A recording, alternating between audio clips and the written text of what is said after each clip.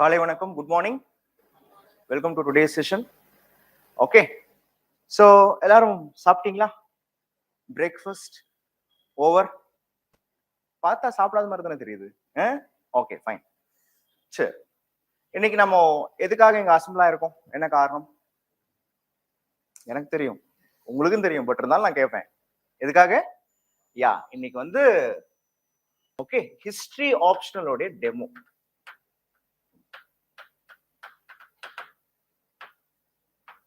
History optional demo. Today we are going to have a next 1.5 hour or 2 hour we are going to have a history optional demo. Online students, yeah, good morning for you all too. So tell me, my dears, why optional subject is important for UPSC? Why optional is important? Free casual பேசுங்க. Why optional subject is important for UPSC preparation? Knowledge gaining, okay, very good. Where depth of understanding, very good. Then UPSC ki option, very good. Very good. First என்னன்னா, இப்போ we know in our UPSC mains examination, okay, the total mark is 1750. Yes or no? Yes or no? So out of this 1750, your optional subject itself plays a very major role, because okay, 500 marks comes from your optional. Okay, என்னமோ எனக்கு புரியுற மாதிரி சொல்லுங்க sir. You study GS1, you study history, arts and culture, society, geography, so total mark is 250. Come in. You come for optional? Very good, please be seated. GS second paper, you study Indian polity, governance, international relations, world constitution, so the total mark is 250. You study GS3, okay, for GS3 you study what?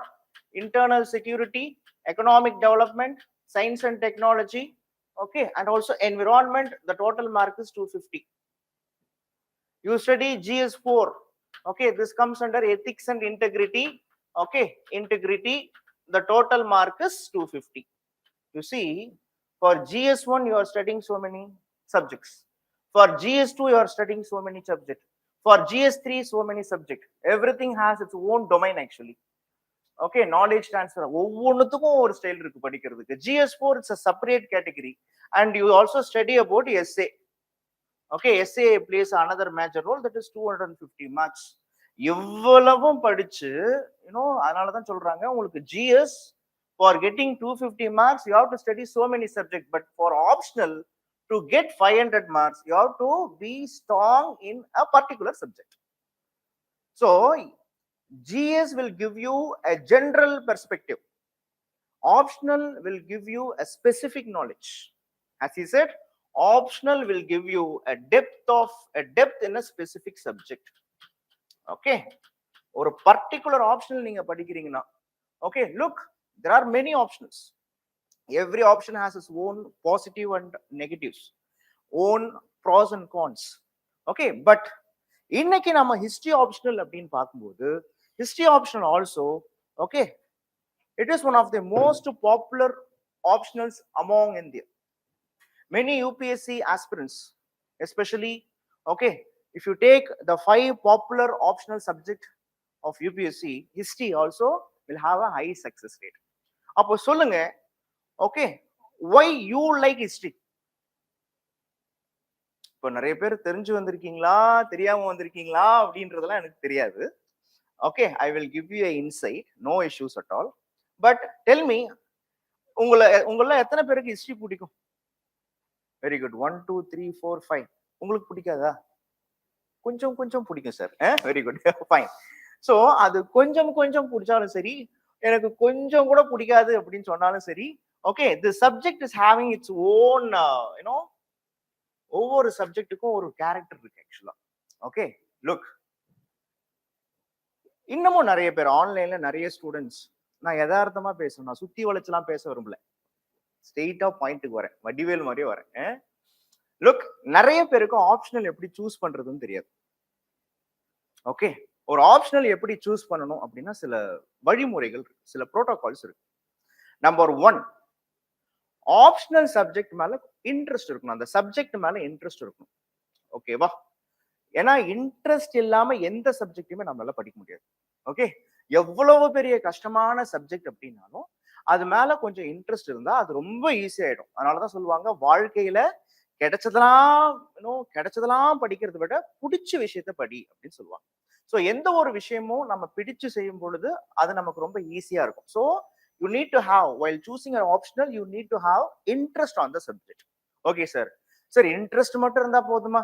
I love Silappatikaram Seevaka Chintamani என்றால், but அதுக்காக நான் Tamil optional எடுத்துட முடியுமா? ஆனா எனக்கு தமிழ் எழுதவே வராது sir. I know I like Tamil. Okay, இப்ப நம்ம ஸ்கூல் டேஸ்ல அப்படி இருக்கும்ல, சார் எனக்கு மேக்ஸ் ரொம்ப பிடிக்கும் சார், ஆனா வரலையே அப்படின்னு இல்லையா? அது மாதிரி சில இடத்துல இன்ட்ரெஸ்ட் மட்டும் செட் ஆகுமா? செட் ஆகாது. இன்ட்ரெஸ்ட் தாண்டி என்ன தேவை அப்படின்னு பாத்தீங்கன்னா familiarity. Whether if you take that optional, okay, it will be helpful for you. அப்போ how you need to know the familiarity, ஒரு ஆப்ஷனோட ஃபெமிலியாரிட்டி ஒரு ஆப்ஷனல் உங்களுக்கு செட் ஆகுமா செட் ஆகாதான்றது நீங்க எப்படி பார்க்கலாம் அப்படின்னா, okay, previous year question. First I said it is based on interest. Second I said it is based on your previous year questions and also syllabus. ஒரு ஆப்ஷனலை சூஸ் பண்றதுக்கு முன்னாடி previous year question paper and சிலபஸை பார்க்கணும். Previous year question பேப்பரை பார்த்துட்டு இந்த மாதிரியான questions, அதனால தான் உங்களுக்கு இந்த வவுச்சர் கொடுத்துருக்காங்க ஆக்சுவலா. ஓகே, இதுல ப்ரீவியஸ் இயர் கொஸ்டின் அண்ட் சிலபஸ்லாம் இருக்கு.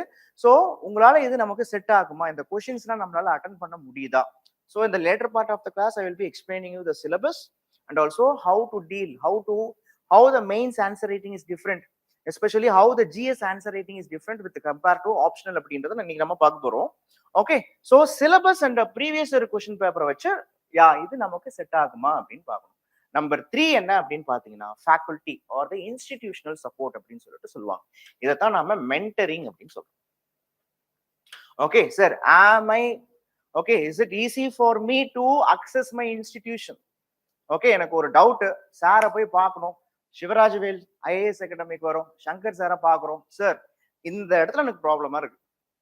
ஓகே, எனக்கு மாடர்ன் இந்தியாவில ப்ராப்ளம், வேர்ல்டு ஹிஸ்டரியா சுத்தமா புரியவே இல்லை, ஆர்ட்ஸ் அண்ட் கல்ச்சர் பார்த்தாலே கோமா வருது, உங்களை கூட அடிச்சலான்னு தோணுது. இந்த மாதிரிலாம் நீங்க அந்த மாதிரியான மைண்ட் செட்லாம் வரும் ஆப்ஷனல் படிக்கும்போது. எல்லா ஆப்ஷனுக்குமே இதெல்லாம் இருக்கு. அப்போ can I able, it is easy for me to access my faculty institution. Okay, and fourth என்ன அப்படின்னு சொல்லிட்டு பாத்தீங்கன்னா, ஓகே, நெக்ஸ்ட் ஆப்ஷனை சூஸ் பண்ண வேண்டியதுக்கு மிக முக்கியமான விஷயம் என்னன்னா, ஓகே, அதிகமா பிராக்டிஸ் இருக்கா? Practice means what? ரிவிஷனுக்கான ப்ரொவிஷன் இருக்கா? எஸ்பெஷலி டெஸ்ட் சீரியஸ் இருக்கா? ஓகேவா? So revision makes you better, mentoring will make you to next level. Okay, the interest on the subject and previous year question paper will give you an insight whether that optional can be chosen or not. Look, you may study engineering, okay, but optional subject பொறுத்த வரைக்கும் நீங்க last check பண்ணிக்கோங்க. Last ஒரு 10 years of UPSC popular optional subject எடுத்துக்கிட்டீங்கன்னா, ஒரு 5 subject கிட்ட எடுத்துக்கிட்டீங்கன்னா history அதுல ஒரு கண்டிப்பா ஒரு சப்ஜெக்டா இருக்கும். Okay, but don't think history is waste. எல்லா ஆப்ஷனலுக்குமே, ஒவ்வொரு ஆப்ஷனலுக்குமே சில அட்வான்டேஜஸ் இருக்கு. ஓகேவா? But the thing is what you have to consider is நமக்கு இன்ட்ரெஸ்ட் இருக்கா? ஓகே, நமக்கு இந்த மாதிரியான இன்ஸ்டிடியூஷனல் சப்போர்ட் இருக்கா? ஓகே, மென்டரிங் சப்போர்ட் கிடைக்குமா? ஸோ இதை வச்சுதான் ஒரு ஆப்ஷனல் அப்படின்றத சூஸ் பண்ணுவாங்க. புரியுதுங்க? ஜென்ரலாவே எனக்கு இன்னமும் சொல்லுவாங்க, சார் எனக்கு 3 சப்ஜெக்ட் மேல இன்ட்ரெஸ்டா இருக்கு. ஓகே, இருந்துட்டு போட்டோம். 3 சப்ஜெக்டும் என்ன பண்ணணும் அப்படின்னா டெமோ அட்டன் பண்ணுங்க. Okay sir, I have interest in 3 subject, attend demo and finally choose which is better for you. So இந்த மாதிரியான சப்போர்ட்டை வச்சுதான் நீங்க என்ன பண்ணலாம் அப்படின்னா ஒரு ஆப்ஷன்ல சூஸ் பண்றது. இது ஒரு ஜென்ரலான procedure.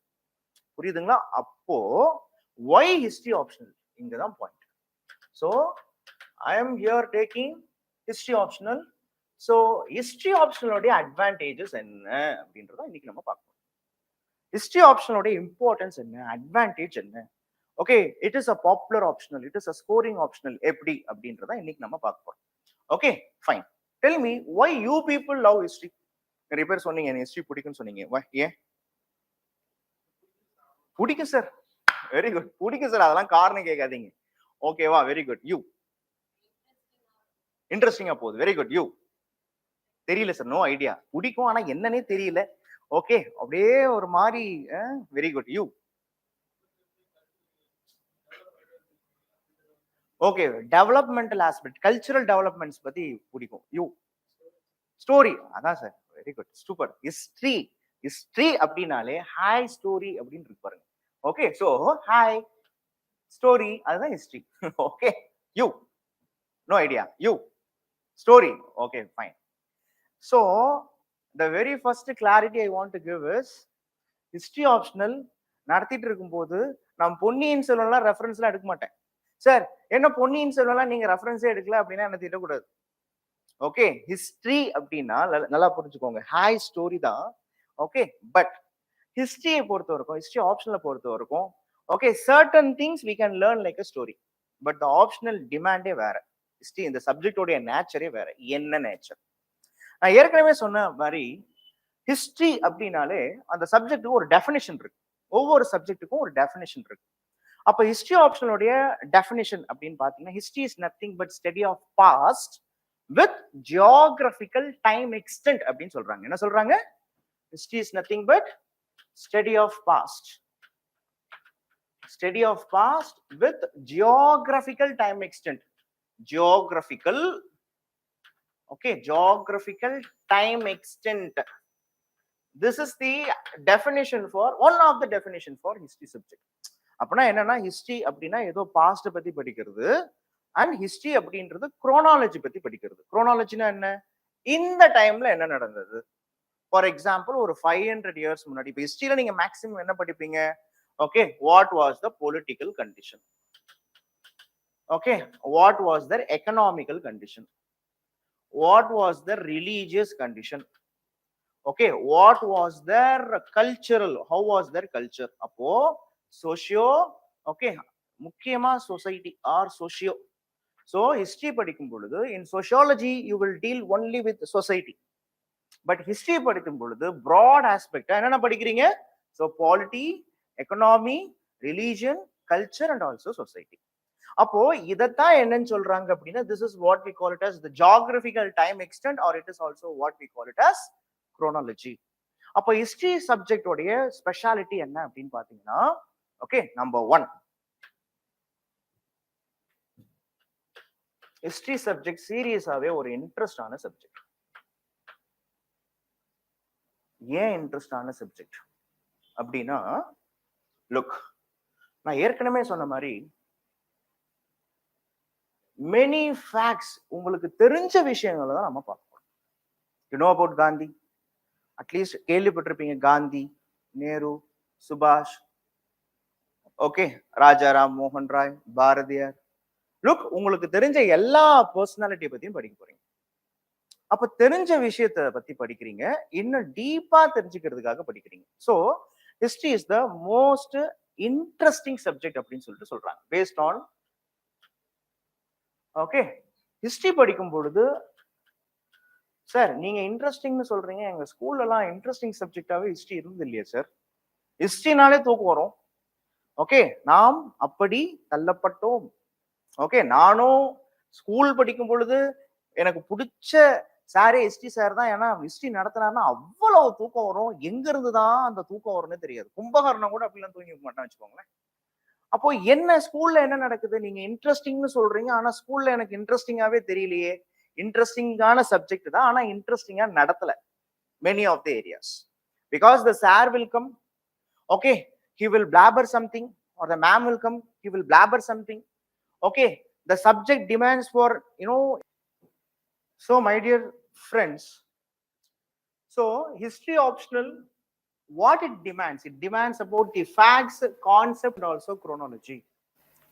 Okay, fact is nothing but truth, concept is nothing but how the truth is correlated with something, and chronology is nothing but, if you take history, it will have ancient India, medieval India, modern India, post independence, world history. You should know which event happened in which time period. So history oda definition enna sonnom, history is nothing but study of past with geographical time extent அப்படினு சொல்லிட்டு சொல்லிருப்பாங்க இல்லையா. அப்போ இந்த geographical time extent உடைய chronology உங்களுக்கு தெரிஞ்சதுன்னா, you know, the thing is so easier. Okay, fine. And next, if you take it, okay, the third thing is why history optional is special is about History is associated with problem solving approach. Problem solving approach. History was the problem solving approach subject. It was a root cause analysis. Okay, root cause analyzing subject. அதாவது consider you are going to be a future bureaucrat, you are an administrator. Consider in any district, if you are an administrator like a police officer or IAS officer, wherever you are go, their problems will be there, because problem கூட தான் நம்ம வாழ்ந்துட்டு இருக்க போறோம், வாழ போறோம். Because the system is associated with multiple problems. அப்போ for the problem you have to give, as administrator you have to give solution, correct? For problem solution is important. அப்போ our India, you take it, many risk factors were all there. Okay, many areas risk factors were all there. So for a problem, you have to give a solution. For giving the solution, the issue background is important, then only you can go for a solution. So history subject will go for problem solving approach. ஒரு பிரச்சனையை தீர்க்கிறதுக்கான வழிமுறைகளை, அந்த பிரச்சனையோடைய தீவிரம் என்ன, அதுக்கு பின்னாடி என்னென்ன மாதிரியான பிரச்சனைகள் இருக்கு, அதுக்கான தீர்வுகள் என்ன, எப்படி தீர்க்கலாம், அதுல என்னென்ன மாதிரியான பேக்ரவுண்ட்லாம் இருக்குன்னு சொல்றது ஹிஸ்டரி சப்ஜெக்ட். ஓகே, ஒய்வை அனாலிசிஸ் சொல்லுவாங்க. ஏன் வந்தது, எதனால வந்துச்சு, எப்படி வந்துச்சு, எப்படி இதை தீர்க்கலாம். ஓகே, நான் பின்னாடி உங்களுக்கு ஒரு மணிப்பூர் இஷ்யூ வச்சு ஒரு எக்ஸாம்பிள் நான் சொல்றேன். அண்ட் நெக்ஸ்ட் இஸ் ஹிஸ்டரி அப்படின்றது நிறைய பேர் அது ஒரு ஸ்டாட்டிக் சப்ஜெக்ட் நினைச்சிட்டு இருக்காங்க. Yes, it is 75% of the static plus 25% of the dynamic subject அப்படின்றதும் உங்களுக்கு தெரியும். 75 ஸ்டாட்டிக், 25 டைனமிக். ஏன் அப்படின்னு சொல்றேன்னா, ஒய் ஸ்டாட்டிக், இது பாருங்க, எப்பயோ ஒரு டைம்ல ஒரு ஈவெண்ட் நடந்திருக்கு, அப்போதைய கரண்ட் அஃபேர்ஸ் தான் இப்ப நாம ஹிஸ்டரின்னு படிக்கிறோம். இப்போதைய கரண்ட் அஃபேர்ஸ் தான் ஃபியூச்சர் ஜெனரேஷன் ஹிஸ்டரின்னு படிப்பாங்க. அப்போ history associated with problem solving, history associated with, it is both static and dynamic. நீங்க வேர்ல்ட் ஹிஸ்டரிலாம் படிக்கிறீங்க அப்படின்னா, இன்னைக்கு இருக்கக்கூடிய, இன்னைக்கு எடுத்துக்கோங்களேன், இன்னைக்கு ஏன் வந்து பாத்தீங்கன்னா உங்களுக்கு north Korea south Korea issue என்ன, தாய்வானுக்கு ஏன் யூஎஸ்ஏ சப்போர்ட் பண்றாங்க, ஓகே, சோ இன்னைக்கு சைனா ஃபேக்டரை ஏன் யூஎஸ்ஏ ஒரு த்ரெட்டனிங் ஃபேக்டரா பாக்குறாங்க, இது எல்லாமே இன்னைக்கு இருக்கக்கூடிய இஷ்யூ. இதோடைய பேக்ரவுண்ட் எடுத்துக்கிட்டீங்கன்னா, அதோடைய ரூட் எடுத்துக்கிட்டீங்கன்னா எங்க இருக்கும். So history is more or less it's a static subject plus dynamic subject அப்படின்றது உங்களுக்கு தெரியும். சரிங்களா? Fine. So why history optional is important here is, you see, for any issue you need to have a knowledge about the issue. So the issue, it is Manipur issue. After Manipur issue, the issue what we see in the Manipur is same with the issue what we see in Sri Lanka and the issue what we see in the Israel or Palestine. So you take Manipur issue. The Manipur issue is what? The majority people, Meitei people who reside in the plain region. Okay, they were all population high. The people who live in the hilly region, they were all called Kuki people. Their population is less. The Kuki peoples were all Christians. The majority Meitei peoples were all Hindus. So Manipur issue எடுத்துக்கிட்டீங்கன்னா, it is a territorial issue associated with the religious tone. Appo the same issue goes back to Sri Lanka. It is a territorial issue. But in Sri Lanka, the problem is what? What is the problem with Sri Lanka? In Sri Lanka, look, India and Sri Lanka shares their long journey since with the age of Ramayana. But officially speaking, our Ashoka, he has sent his son and daughter to Sri Lanka to spread Buddhism. So some 2500 years before, Sri Lanka, the country was dominated by Sinhalese population. These Sinhalese were all Buddhist. But you need to understand our Sangam age Cholas. There was a Chola name called Yellalan or Yellara. So the Sangam age Cholas, Yellala or Yellara, what he does, he captured Sri Lanka for some 50 years. 50 வருஷம் Sri Lanka capture பண்ணி ஆள்றார். 2000 வருஷத்துக்கு முன்னாடியே ஸ்ரீலங்கால தமிழர்கள் போய் settle ஆயிட்டாங்க. Of course, you would have watched many movies. Okay, our Chola rulers, Pandya rulers, they captured Sri Lanka for some time. Many times Sri Lanka rulers also attacked our down south Sangam age rulers, and Sangam age rulers also attacked Sri Lanka. So what you need to understand is the Sri Lanka was not only dominated by which population? Sinhalese population. There are some Tamils also present. And during the British time, the Sri Lanka, you would have studied a topic called Advent of Europeans. படிப்பீங்க modern இந்தியாவில் advent of Europeans ஒரு topic படிப்பீங்க. இந்த advent of Europeans அப்படின்ற topic Europeans எப்படி இந்தியாவை வந்து capture பண்ணாங்கன்னு படிப்பீங்க. Portuguese, Dutch, British, Danish, okay, French. Likewise ஸ்ரீலங்காவை பிரிட்டிஷும் கேப்சர் பண்ணியிருந்தாங்க. பிரிட்டிஷ் ஸ்ரீலங்காவில் கேப்சர் பண்ணும்போது ஸ்ரீலங்காவை அவங்க ரூல் பண்ணும் பொழுது ஸ்ரீலங்காவில் இருக்கக்கூடிய பிளான்டேஷன்ஸ்ல ஒர்க் பண்றதுக்காகவே இங்க இருக்கக்கூடிய தமிழ்ஸ் என்ன பண்றாங்கன்னா எடுத்துட்டு போறாங்க, கூட்டிட்டு போறாங்க. Indenture labourers, you know what is the word indentured labourers? ஒப்பந்த தொழிலாளர்களா கூட்டிட்டு போறாங்க. லாஜிக் புரியுதா உங்களுக்கு? ஒப்பந்த தொழிலாளர்களாக இவங்க கூட்டிட்டு போறாங்க. சோ ஸ்ரீலங்காவும் இண்டிபெண்டன்ஸ் ஆகுது 1947 மேல. சோ ஸ்ரீலங்கா இண்டிபெண்டன்ஸ் ஆகும் பொழுது ப்ராப்ளம் வருது. There, who are all there? Sinhalese also there, Tamilians also there. During British period itself, okay, the Malayakat Tamilர்கள், okay, or the Tamilians, they occupy important post in the British administration. But after Sri Lanka's independence, the majority people, they never want to go soft with the minority Tamil people. The problem is ethnic issue. Inam saarndha prachanai. They say that we are Sinhalese, okay, and the opponent group says this, we are all Tamils. The Tamils is demanding for equality of status, but the Sinhalese says that we are the majority population. நான் ஏன் உனக்கு மைனாரிட்டியா கூட உன்னை accept பண்ணிக்க மாட்டேன்றதான் issue. So this is how, okay, later on, okay, armed revolt taken place in the name of LTTE, and you know what happened in the history. The same issue with, okay, Israel and Palestine. அப்போ Israel Palestine issue, Sri Lanka issue, okay, the present day issue. அதனால தான் சொல்லுவேன் history அப்படின்ற subject we say it is static. அப்போ நடந்த current affairs தான் இன்னைக்கு நாம ஹிஸ்டரின்னு படிக்கிறோம். இன்னைக்கு நடக்கிற கரண்ட் அஃபேர்ஸ் தான் அடுத்த ஜெனரேஷன் ஹிஸ்டரின்னு படிக்கும். அப்போ ஹிஸ்டரி அப்படின்றது நீங்க நினைக்கிற மாதிரி fully it is not static, it is dynamic also. You need to know the issue.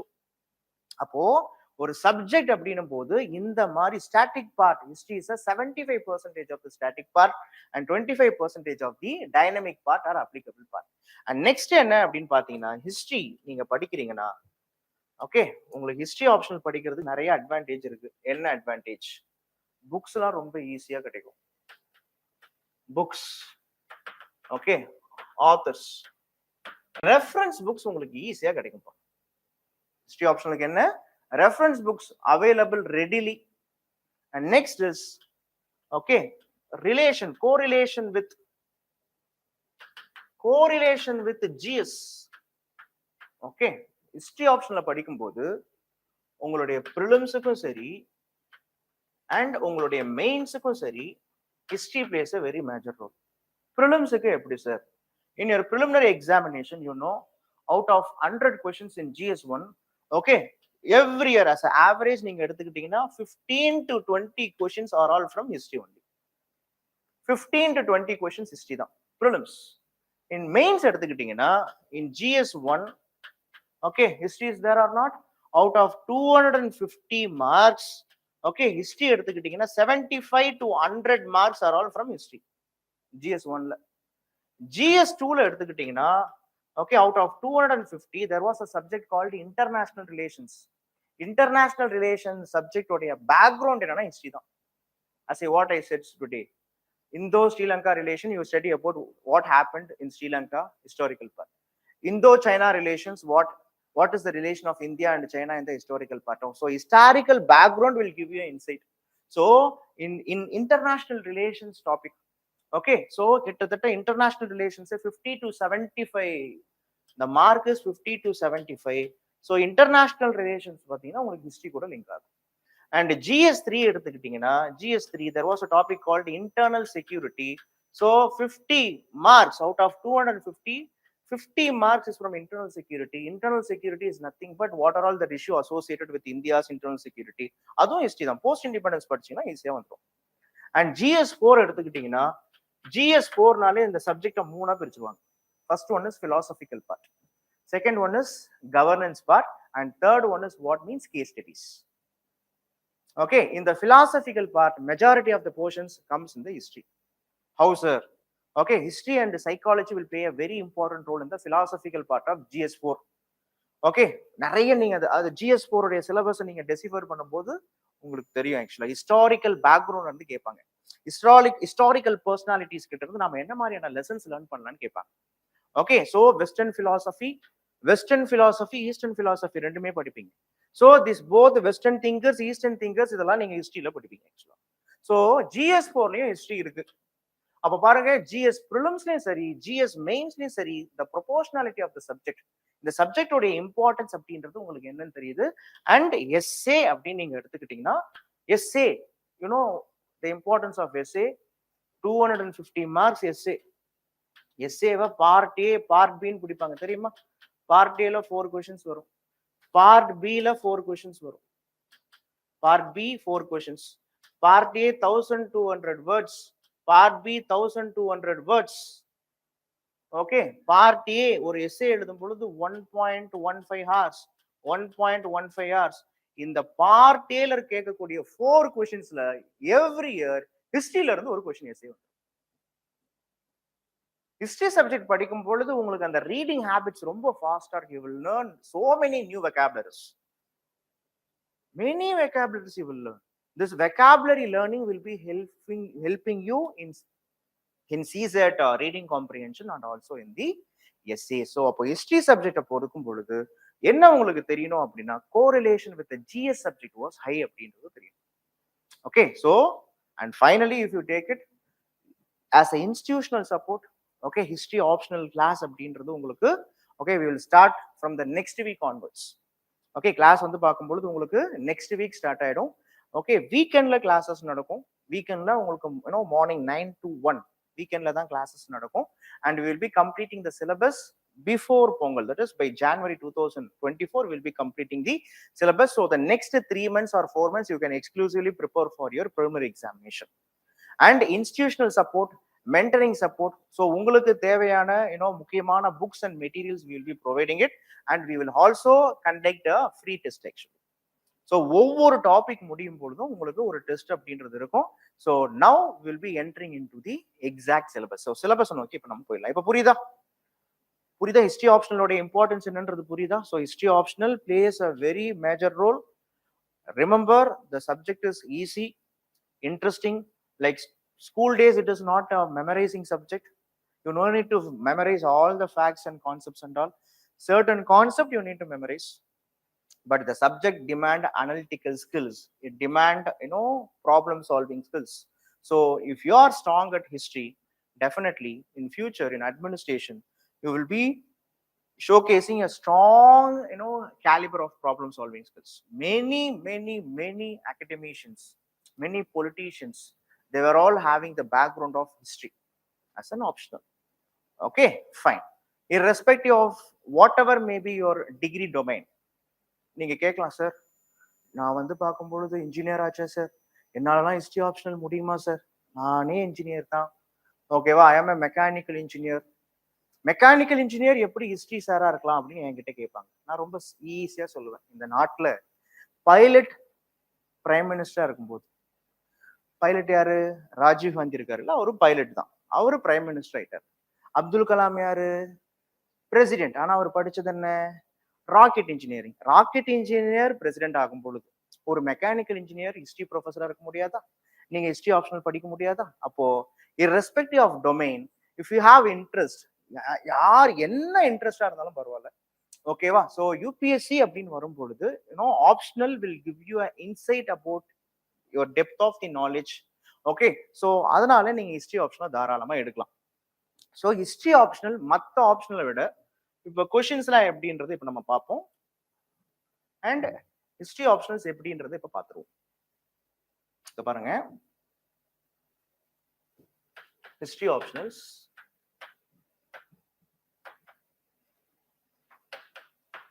இதை 2 பார்ட்டா பிரிக்கிறாங்க, பேப்பர் 1 அண்ட் பேப்பர் 2.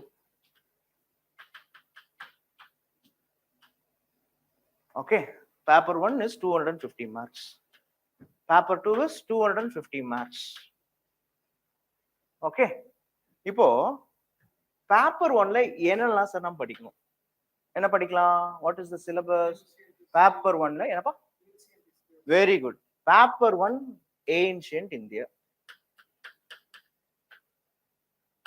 இந்த ஏன்ஷியன்ட் இந்தியா டைம் பீரியட் என்ன தெரியுமா? 2 million years before 2 million BCE to 2 million BCE to 7th century common era. This is ancient India. Okay. Next is medieval India. Next is medieval India. In the medieval India time period, 7th century common era to 17th century common era. This is medieval India.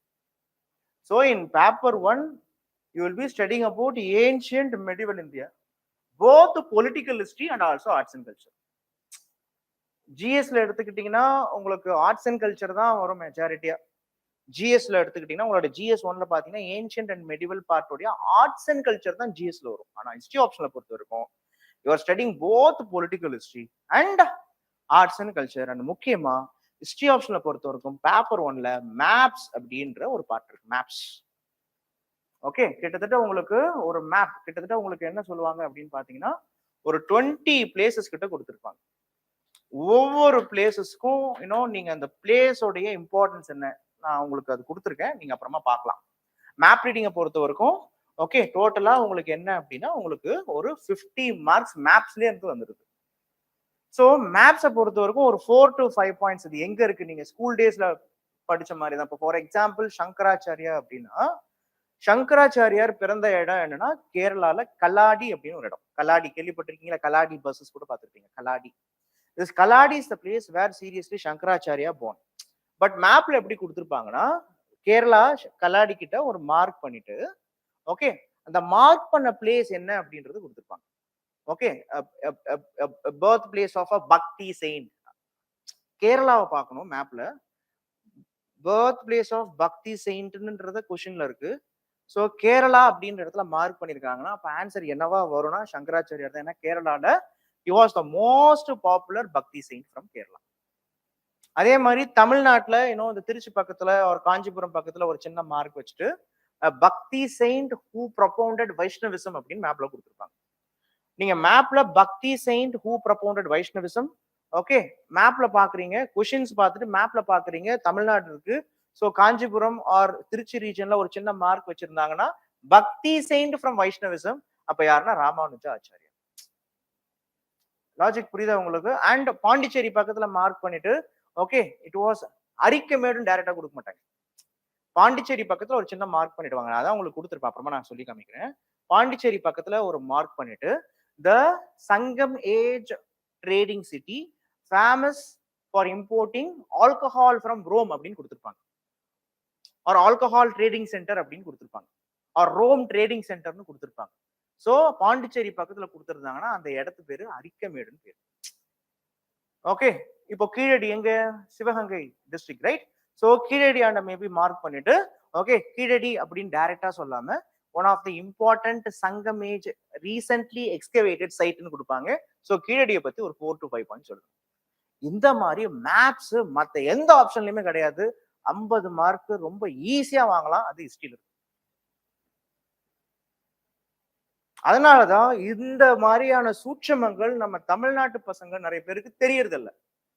ஆனா north இந்தியாவில okay north இந்தியாவில என்ன ஆகுது அப்படின்னா இதெல்லாம் அவங்க ஈஸியா தெரிஞ்சுக்கிட்டு மார்க் வாங்கிட்டு போயிடுறாங்க. ஓகே, ஸோ லாஸ்ட் இயர் எடுத்துக்கிட்டீங்கன்னா ஆல் இந்தியா ரேங்க் 1 அவங்க பேசிக்கலி ஹிஸ்டரி ஆப்ஷன்ஸ் தான். she has studied history as a major in JNUல படிச்சிருப்பாங்க. அப்போ இந்த மாதிரி ஹிஸ்டரி ஆப்ஷனோட இம்பார்ட்டன்ஸ் என்னன்னு தெரிஞ்சுக்கிட்டீங்கன்னா அதோடைய டெஃபினெட்லி அதுக்கான இன்ட்ரெஸ்டே நீங்க வளர்த்துக்கிட்டீங்கன்னா definitely it's a scoring subject. So இது உங்களுக்கு பேப்பர் 1. பேப்பர் 2 எடுத்துக்கோங்க. பேப்பர் 2ல தான் you will be studying about 3 other important areas. Modern இந்தியாவை பத்தி படிக்கிறீங்க. பேப்பர் 2ல என்ன? Modern India. நெக்ஸ்ட் என்ன? It was post-independence consolidation. And next என்னன்னா world history. இவ்வளவுதான் syllabus. So this is also at 250 marks. Okay, now we are going to புரியுதா உங்களுக்கு இந்த ஸ்ட்ரக்சர் புரியுதா? This is how they will be asking you, okay, questions. This is the exact paper 1, paper 2. Appo you take your you take this brochure. Okay, பாருங்க, what are all the syllabuses you take. Okay, paper 1 ன்னு கொடுத்திருக்கோம் இல்லையா, பாருங்க first page பாருங்க, first page paper 1 இங்க இருக்கு பாருங்க. You see, okay, for online students, okay, we will be sharing you this brochure in your links. Okay, you see paper 1. இப்போ paper 1 history subject பொறுத்த வரைக்கும், look, this is a demo class. I will be saying certain things in the outline, other things and all in the class. In the next week, Sunday itself we will have a class. Okay, you can convey to your friends. And the first class அப்படின்றது நீங்க அதுக்குள்ளாரே உங்க friends கிட்ட கூட சொல்லுங்க, ஒரு class கூட வந்து attend பண்ணட்டும், let them be. Okay, so அதுக்கப்புறம் you can choose the optionals. இப்போ நீங்க எடுத்துக்கிட்டீங்கன்னா paper 1 ஹிஸ்டரி ஆப்ஷனல்ஸ்ல ஃபர்ஸ்ட் என்னன்னா சோர்சஸ் அப்படின்ற இடத்துல இருந்து கொஸ்டின்ஸ் வருது. இந்த சோர்சஸ் ஏன் படிக்கணும் சார்?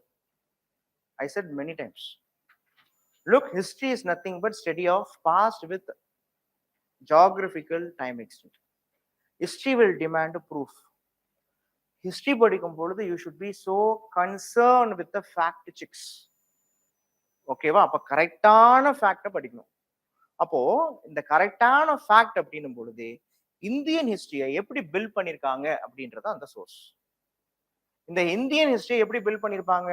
ஒன்னு ஆர்கியாலஜிக்கல் எவிடன்சஸ் மூலயமா, அகழ்வாராய்ச்சி செய்யறது மூலயமா, ஓகே, லிட்ரேச்சர் மூலயமா, ஃபாரின் சோர்ஸ் மூலயமா, நம்ம பார்க்கக்கூடிய டெம்பிள்ஸ், நம்ம பார்க்கக்கூடிய ஆர்ட் மோனுமெண்ட்ஸ், ஓகே, இந்தியாவை பத்தி மத்த லிட்ரேச்சர்ல இருக்கக்கூடியது. ஃபார் எக்ஸாம்பிள், இந்தியாவை பத்தி மத்த சிவிலைசேஷன்ல சொல்லியிருக்காங்க, மெசபடோமியால, Egyptian, okay, Chinese civilisation.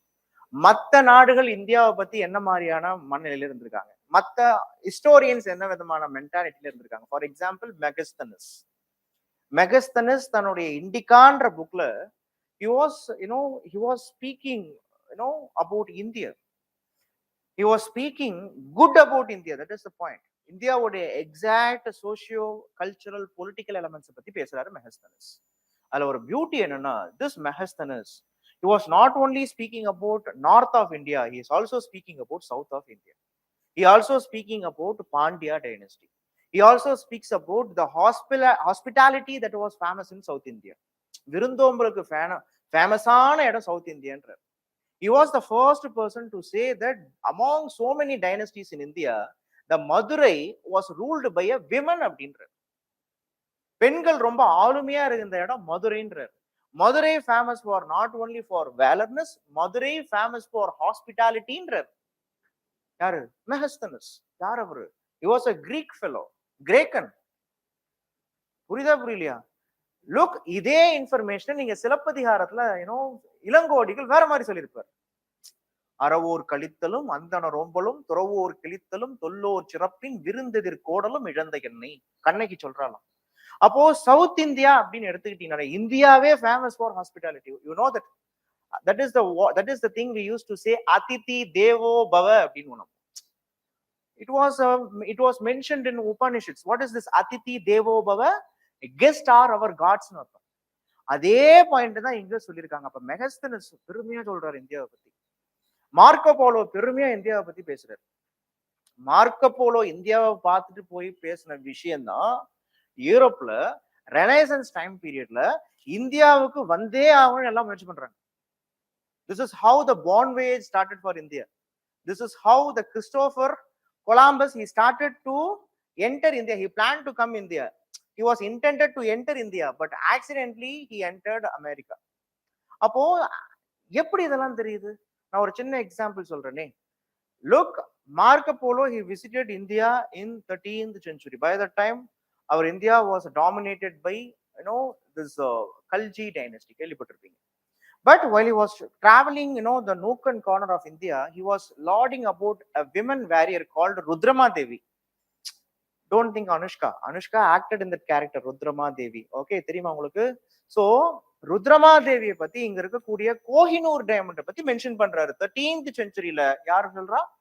Marco polo. இவரு வேட்டிகன்ல இருந்து வந்தார். ஸோ அதுக்கப்புறமா தான் so India you see he used to refer India as Indies. India is an English term. Hindustan was the original meaning of the time, Bharat or Hindustan. So Indies, the word represents India. That is the reason when Vasco da Gama, or even before Vasco da Gama, Christopher Columbus, when he was intended to reach India, he accidentally went to Caribbean islands. அவனுங்க நம்மளை விட ரொம்ப கருப்பா இருந்திருக்காங்க. So அவங்கள refer பண்றதுக்கு என்ன சொல்லியிருக்காரு, வெஸ்ட் இண்டீஸ் அப்படின்றார். இந்தீஸ்ன்ற வேர்ட் இந்தியாவை தான் குறிக்கும். அங்கிருந்து அமெரிக்கா போறாரு, அங்க ரொம்ப நம்மளை விட ரொம்ப சிவப்பா இருந்திருக்கான், ரெட் இண்டீஸ் அப்படின்றார். அப்போ இந்தியாவை பத்தியான மென்ஷனிங் அப்படின்றது ஓகே, எங்கெங்கெல்லாம் யார் யாரெல்லாம் இந்தியாவை பத்தி சொல்லியிருக்காங்க. சோ இதுதான் ப்ரீவியஸ் இயர்ல இந்த சோர்சஸ்ல இருந்து வரும். லிட்ரரி சோர்சஸ் என்னென்ன, ஆர்கியாலஜிக்கல் சோர்ஸ் என்னென்ன, அதுல செக்யூலர் சோர்சஸ் என்னென்ன, ரிலீஜியஸ் சோர்சஸ் என்னென்ன. Next coming to pre history and proto history. இந்த pre history and proto history அப்படின்றது ஒண்ணுமே கிடையாது. we are studying about history right from prehistory. Prehistory means stone age. கற்காலத்துல India அப்படி இருந்தது. Okay, what is கற்காலம்?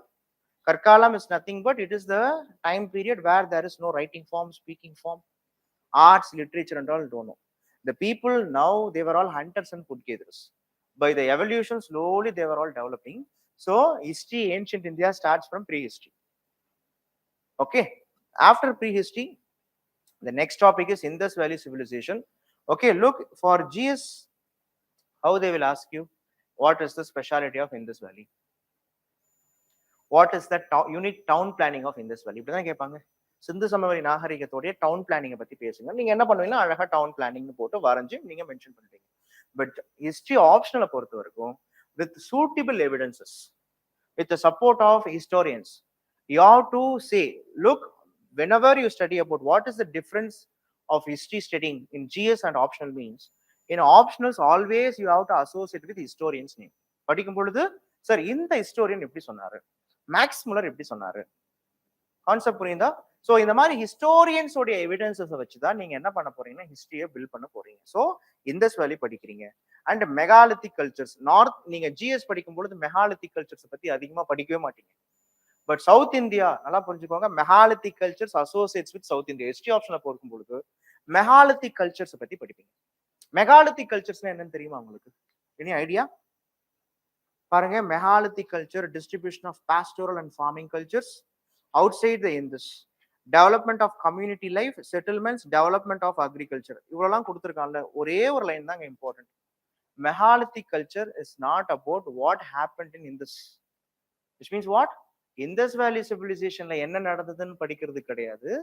Indus Valley civilizationக்கு வெளியில, which means down southல, south இந்தியாவுல என்ன மாதிரியான கல்ச்சர் இருந்தது இதெல்லாம் நடத்தும் போது அழகா சொல்றேன். முதுமக்கள் தாழி, have you heard the word in Tamil, முதுமக்கள் தாழி? இன் சவுத் இந்தியா ஒருத்தவங்களை இறந்துட்டு பிறகு, அந்த காலத்துல சங்க காலத்துக்குலாம் முன்னாடி ஒருத்தவங்களை இறந்துட்டாங்க அப்படின்னா இறந்தவங்கள புதைச்சிருவாங்க. புதைச்சிட்டு அவங்க மேல ஒரு பெரிய ஸ்டோன் எல்லாம் வைப்பாங்க. மெகானா பெரிய, லித்திக் அப்படின்னா ஸ்டோன், கல்ச்சர் அப்படின்னா அவங்க புதைக்கும் பொழுது அவங்கள என்னென்னலாம் போட்டு புதைச்சாங்களோ அதை நீங்க கார்பன் டேட்டிங் மூலியமா ஸ்டடி பண்ணும்போது அவங்களுடைய மெட்டீரியலிஸ்டிக் கல்ச்சர் எப்படின்றது தெரியுது. மெட்டீரியலிஸ்டிக் கல்ச்சர்ஸ்னா என்ன? அவனுடைய மெட்டீரியலிஸ்டிக்னு அவன் எப்படி வாழ்ந்திருக்கான், மெட்டீரியல் கல்ச்சர்னு சொல்லுவாங்க. அவனுடைய திருமண முறை என்ன, அவன் எக்கனாமியா எப்படி இருந்திருக்கான், விச் மீன்ஸ் எக்கனாமிக் ப்ராஸ்பரிட்டி அப்ப எப்படி இருந்திருக்கு, அவன் பணக்காரனா இருந்திருக்கானா, ஏழையா இருந்திருக்கானா, அவன் வேரியரா இல்லைன்னா சோல்ஜரா, அவன் ரொம்ப எக்கனாமிக் சூப்பர் பவரா இருந்திருக்கானா. விச் மீன்ஸ் சில பேரை புதைக்கும் பொழுது அவன் யூஸ் பண்ண டூல்ஸ் எல்லாம் போட்டு புதைக்கிறாங்க, சில பேரை புதைக்கும் பொழுது எந்த டூல்ஸுமே போடவே இல்லை.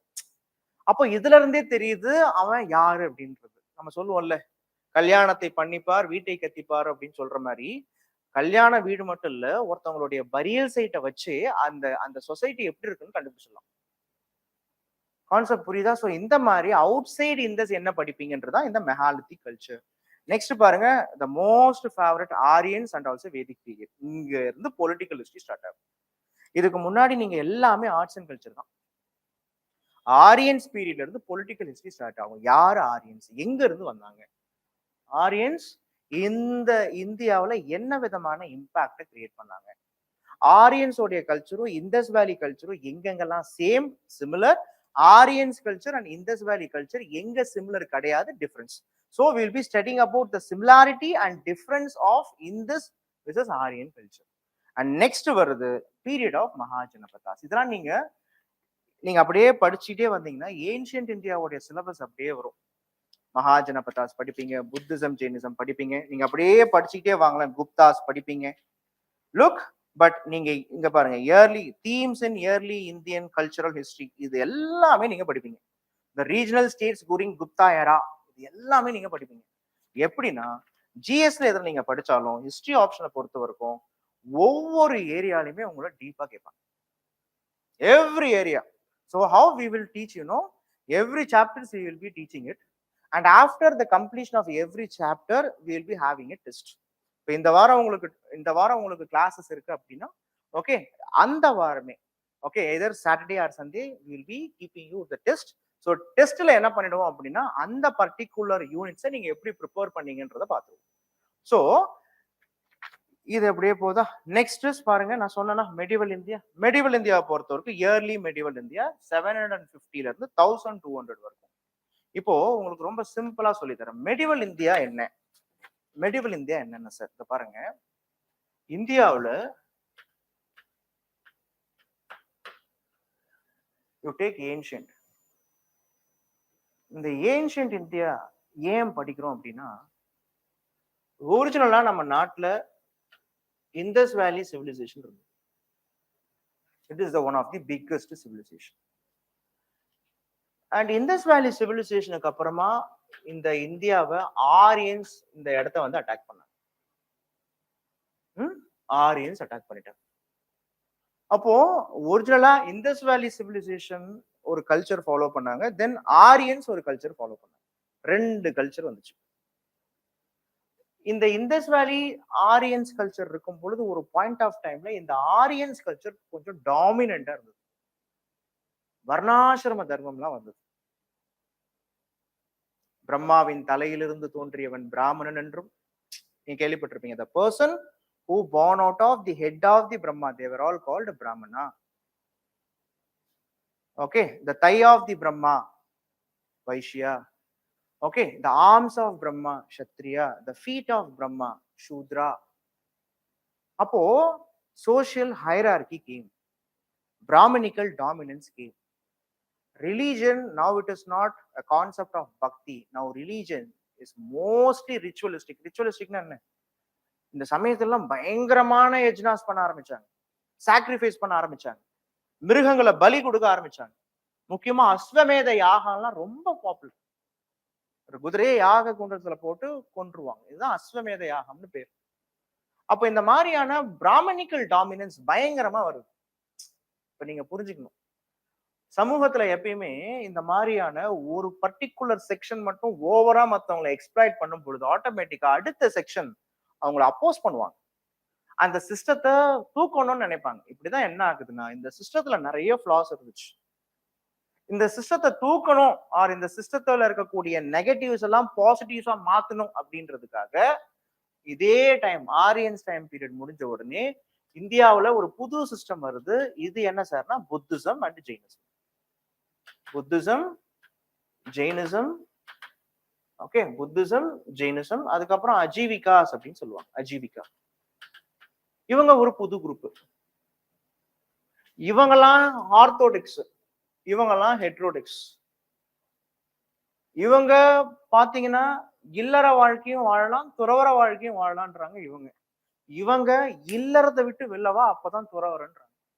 இவங்க இல்லறத்தில் துறவரம், இவங்க தம்பி இல்லறத்துல இருந்து வெளிலவா அப்பதான் துறவரம். அவங்க இன்னும் கடவுள்கிட்ட இருந்தா நம்ம எல்லாம் வந்தோம், ஓகே, சோ திருப்பி கடவுள்கிட்டயே போனோம், அதுதான் மோக்ஷான்றாங்க. இவங்க என்ன சொல்றாங்க, கடவுள் வெள்ளல்ல உனக்குள்ளாரே இருக்கிறான், அதான் கடவுள்ன்றாங்க, செல்ஃப் ரியலைசேஷன். அப்போ இந்தியாவுல இப்போ ஒரு புது சிஸ்டம் வந்திருக்கு. ஆல்ரெடி ஐவிசி, அதுக்கப்புறம் ஆரியன்ஸ், அதுக்கப்புறம் இப்ப புத்திசம் அண்ட் ஜெயினிசம். இதோட நிக்கல, இந்த சமயத்துலதான் இந்தியாவுல ஃபாரின் இன்ஃபுளுசஸ் எல்லாம் வந்துச்சு. ஒரு பக்கம் கிரேக்கர்கள் இந்தியாவுக்கு வந்து அட்டாக் பண்றாங்க, இன்னொரு பக்கம் பெர்ஷியர்கள் இந்தியாவை வந்து அட்டாக் பண்றாங்க. அப்போ ஃபாரின் எலிமெண்ட்ஸ் எல்லாம் இந்தியன் எலிமெண்ட்ஸ் கூட போகுது. அப்ப என்ன ஆகணும்? இந்தியாவுல ஒரு சிஸ்டம் இருக்கு. இப்போ கிரேக்கர்கள் கிட்ட ஜாதி கிடையாது, பெர்ஷியர்கள் கிட்ட ஜாதி கிடையாது. ஆனா இந்தியாவுல வர்ணா சிஸ்டம், ஜாதி இருக்கு. இவங்க எல்லாம் இந்தியாவை அட்டாக் பண்றாங்க. அப்ப என்ன ஆகணும்? ஒரிஜினலா என்ன ஒரிஜினலா ஆயிருக்கணும்? ஃபாரின்ஸ் இந்தியாவுல வந்து அட்டாக் பண்றதால ஃபாரின் எலிமெண்ட்ஸ்லாம் இந்தியன் எலிமெண்ட்ஸ்ல வந்திருக்கணுமா? இந்த டைம் பீரியட்ல சொல்றேன். Buddha itself a Hindu prince. Buddha itself a Hindu prince. அவர் வந்து அந்த வர்ணா சிஸ்டத்துல பிராமணிக்கல் டாமினன்ஸை எதிர்த்தவர் அவர். நான் என்ன சொல்றேன், ஓவராலா சோசியல் ஆஸ்பெக்ட்ல பாக்குறேன். புத்திசம் ஜெயினிசம் பீரியட்ல அவங்க கேஸ்ட் வர்ணாவை அக்செப்ட் பண்ணிக்கல. ஆனா அந்த டைம் பீரியட்ல கேஸ்ட் வர்ணாலாம் இருந்தது. கான்செப்ட் புரியுதா? இப்போ யூ டேக் இஸ்லாம் இருக்கு, இஸ்லாம்ல காஸ்ட் இல்ல. கிறிஸ்டியானிட்டில காஸ்ட் இல்ல, இல்ல ஒரிஜினலாவே இல்ல, கரெக்டா? ஆனா இங்க இருக்கக்கூடிய கிறிஸ்டியன்ஸ், இங்க இருக்கக்கூடிய முஸ்லிம்ஸ் காஸ்ட் வச்சிருக்காங்களா? எப்படி வருது? அதான் பாயிண்ட், அதான் சொல்ல வந்தேன். ஆமா இல்ல, ஜீசஸ் ஜீசஸ் வந்து நான் இந்த காஸ்ட்னு யாரா சொல்லியிருக்காரா? அல்லாஹ் வந்து நான் இந்த காஸ்ட்னு சொல்லியிருக்காரா? அப்ப எப்படி ஜீசஸையும் ஓகே, முக்கியமா வந்து குரான்ல காஸ்ட் பத்தி சொன்னதே கிடையாது. காஸ்டுக்கும் இஸ்லாத்துக்கும் சம்பந்தமே கிடையாது. கிறிஸ்டியானிட்டிக்கு காஸ்டுக்கும் சம்பந்தமே கிடையாது.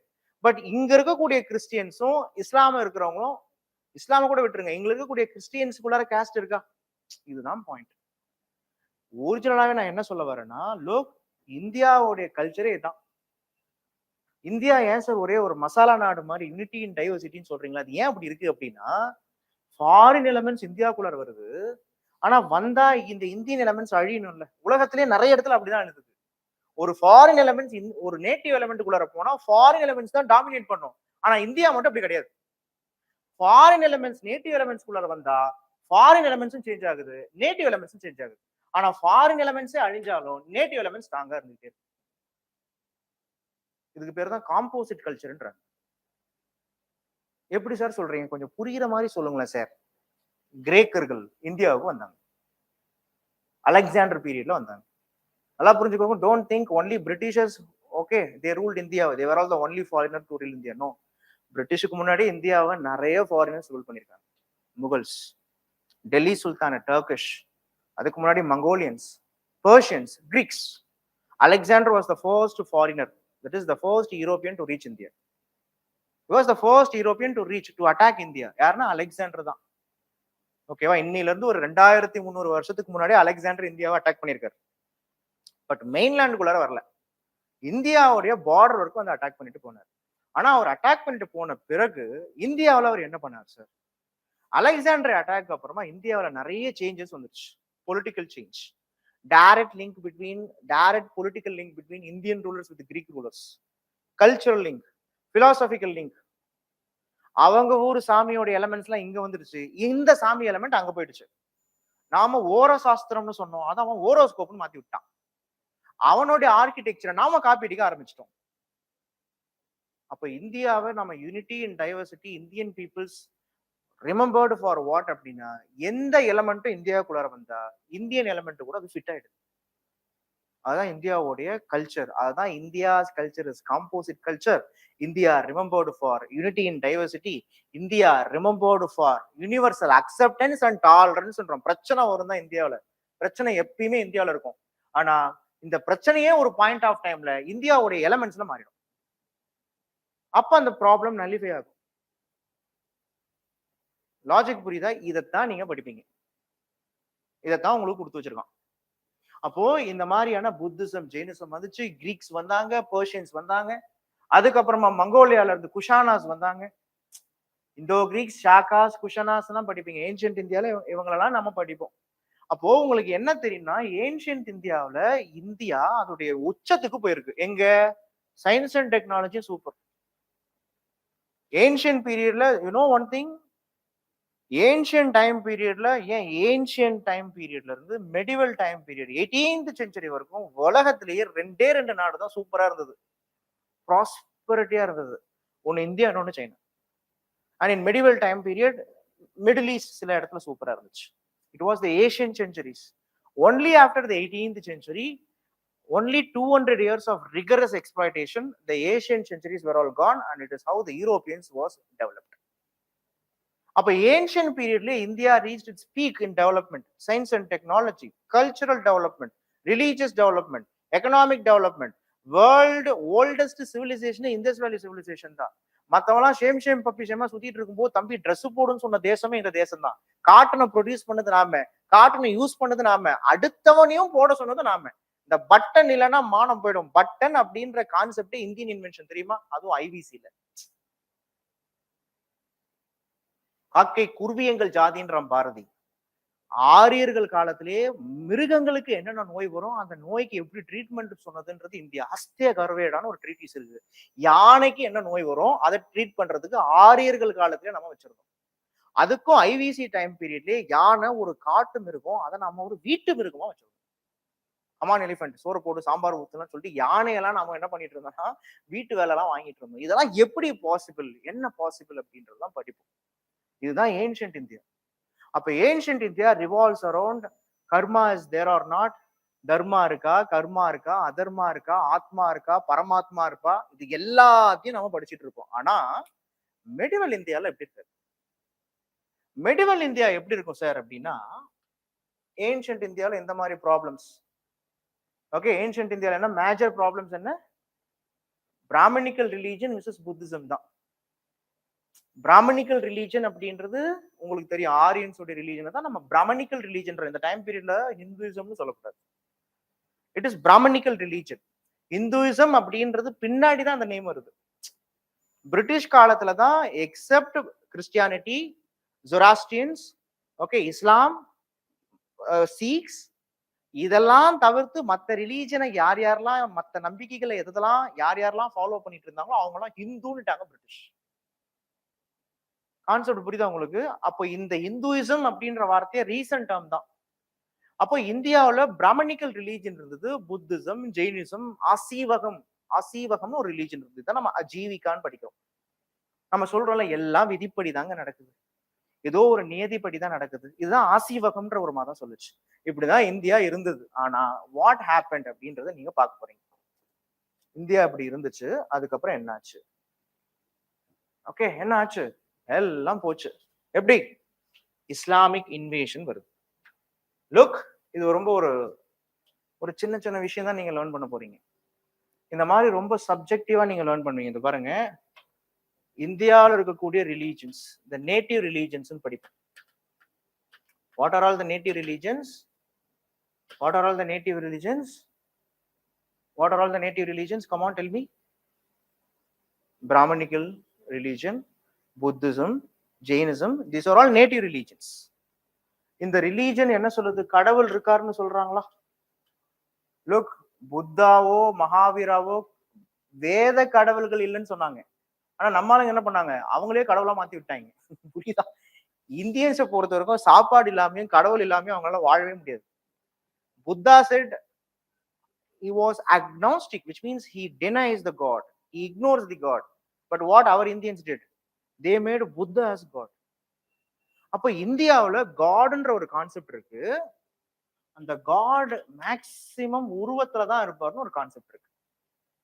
கடவுள் இருக்கார், கடவுள் இந்த உருவத்தில் இருக்கிறார், இந்த வடிவத்தில் இருக்கிறார், கடவுள்களுக்கு நிறைய அவதாரம்லாம் இருக்கு அப்படின்னு சொல்லிட்டு சொல்றாங்க.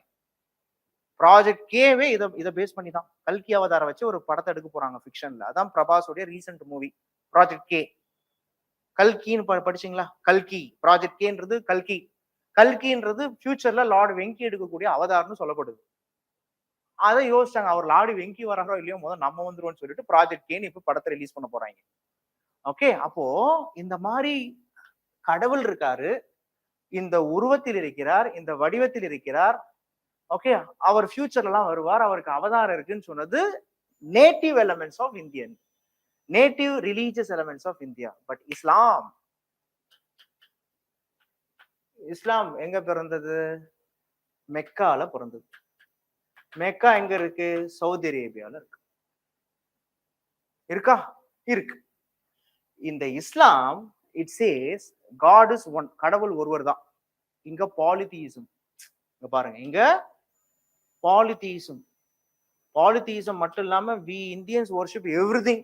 Dog is God, cat is God, buffalo is God, bull is God.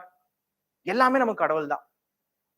ஓகேவா? ஆனா பட் இங்க இஸ்லாம் says there is only one God, one God. Okay, கடவுள் ஒருவரே, which means மோனோதீசமா. அந்த கடவுள் யாருன்னா அல்லாஹ் அப்படின்னாங்க. Very good, super. சரி, அல்லாஹ் எப்படி இருப்பாரு sir? No idol. he is omnipresent and omnipotent. கடவுள் ஒருவரே, அவர் சர்வ வல்லமை கொண்டவர். அதுதான் என்ன வார்த்தை சொல்றாங்க? he was omnipresent, எங்கும் நிறைந்திருக்கிறார். அண்ட் omnipotent, omnipotentனா என்ன? அவர் சர்வ வல்லமை கொண்டவர். பட் அல்லாஹ்வுக்கு உருவம் இல்லைன்றாங்க. கடவுள் இருக்காரு, அவர் எங்கும் நிறைந்திருக்கிறார், அவர் தான் அல்லாஹ், ஆனா அவருக்கு உருவம் இல்ல. ஆனா இந்தியால எப்படி அது? கடவுள் இருக்கார், அவர் வல்லமை கொண்டவர், எங்கே இருக்கிறார்? ஓகே, பூனை உருவத்தில் இருக்கிறார், நாய் உருவத்தில் இருக்கிறார், எல்லா உருவத்திலும் இருக்கார். கடவுளுக்கு உருவம் கொடுத்து பாலிதீசம் கான்செப்ட் வந்தாச்சு. கடவுள் இருக்கிறாருப்பா, இந்த உருவத்துல இருக்கிறாரு, கடவுளுக்காக நான் உனக்காக பிரார்த்திக்கிறேன்னு ஒரு குரூப் இருக்கு. இதுதான் பிரீஸ்ட் குரூப், இது இந்தியாவுல. பட் அங்க என்ன இருக்கு? கடவுள் இருக்காரு, ஆனா அவர் எங்கும் நிறைந்திருக்கிறார். அப்போ இது ஒரு ஐடியாலஜி, இது ஒரு ஐடியாலஜி. இப்பதான் ஐடியாலஜி கிளாஷ் வரும். இந்த இஸ்லாம் இருக்குல்ல, இந்த மதம் மெக்கா சவுதி அரேபியால பிறந்துச்சு. இஸ்லாம் இந்த இந்த மதம் வந்த போதே இந்த மதத்துல நிறைய ட்ரேடர்ஸ் பார்ட்டிசிபேட் பண்ணாங்க. இந்த மதத்துல நிறைய tribal peoples, warrior class tribal குரூப்ஸ்லாம் இந்த மதத்துக்கு என்ரோல்மெண்ட் பண்ணிட்டாங்க. இஸ்லாத்தை மதத்தை மண்டையில ஏத்திக்கிட்டாங்க. எப்பவுமே ஒரு மனுஷனுக்கு மதம் மூலயமா மதம் முடிக்கூடாது. Religion emerged to regulate the people. Religion emerged to teach people how to reach God. It teach people how effectively a person should lead his life. இதுக்கு தான் மதமே வந்துச்சு. அதனாலதான் ரிலீஜனுக்கு என்ன மீனிங் கொடுக்குறாங்கன்னா, religion is nothing but, okay, religion அப்படின்னாலே deals with science of சவுல்ஸ்ன்றாங்க. ஆனா இங்க என்னாச்சு? மெடிவல் இந்தியாவில் என்னாச்சு சொல்லுங்க பார்க்கலாம். என்னாச்சு? சென்ட்ரல் ஏஷியாவில் இருக்கக்கூடிய, மிடில் ஈஸ்ட், வெஸ்ட் ஏஷியாவில் இருக்கக்கூடிய மக்கள்லாம் இஸ்லாத்துக்கு ஃபாலோ பண்ணாங்க, இஸ்லாத்துக்கு என்ரோல் ஆயிட்டாங்க. இஸ்லாத்துக்கு என்ரோல் ஆன உடனே அவங்க ட்ரேடர்ஸாகவும் இருந்தாங்க, வேரியர் கிளாஸ் பீப்புளாகவும் இருந்ததால ஒரு தேசத்துக்கு போகும் பொழுது அந்த இடத்துல அவங்க அவங்களுடைய மதம் தான் இருக்கணும்னு நினைச்சாங்க. அவங்க மதம் ஃபாலோ பண்றது தப்பு கிடையாது. ஓகே, ஒவ்வொருத்தரும் விருப்பப்பட்டு அவங்களுடைய மதம் ஃபாலோ பண்ணணும்னு நினைக்கிறது தப்பே கிடையாது. ஆனா என் மதம் தான் பெரிய மதம், நீ ஏன் மதம் தான் ஃபாலோ பண்ணணும் அப்படின்னு கட்டாயப்படுத்துறது தப்பு. கட்டாயம்னா என்ன? Compulsory religious conversion is wrong here. Proselytisation of religion is wrong here. அப்ப என்ன ஆச்சு? இந்தியா அப்படின்ற ஒரு தேசம், இங்கதான் நம்ம அரசியல் ரீதியா பார்க்கிறோம். 7வது நூற்றாண்டுல தான் இஸ்லாம் பிறக்குது. ஆனா இஸ்லாம் இந்தியாக்குள்ளார வந்ததுக்கு ஒரு 3 பேர் காரணம்ன்றாங்க.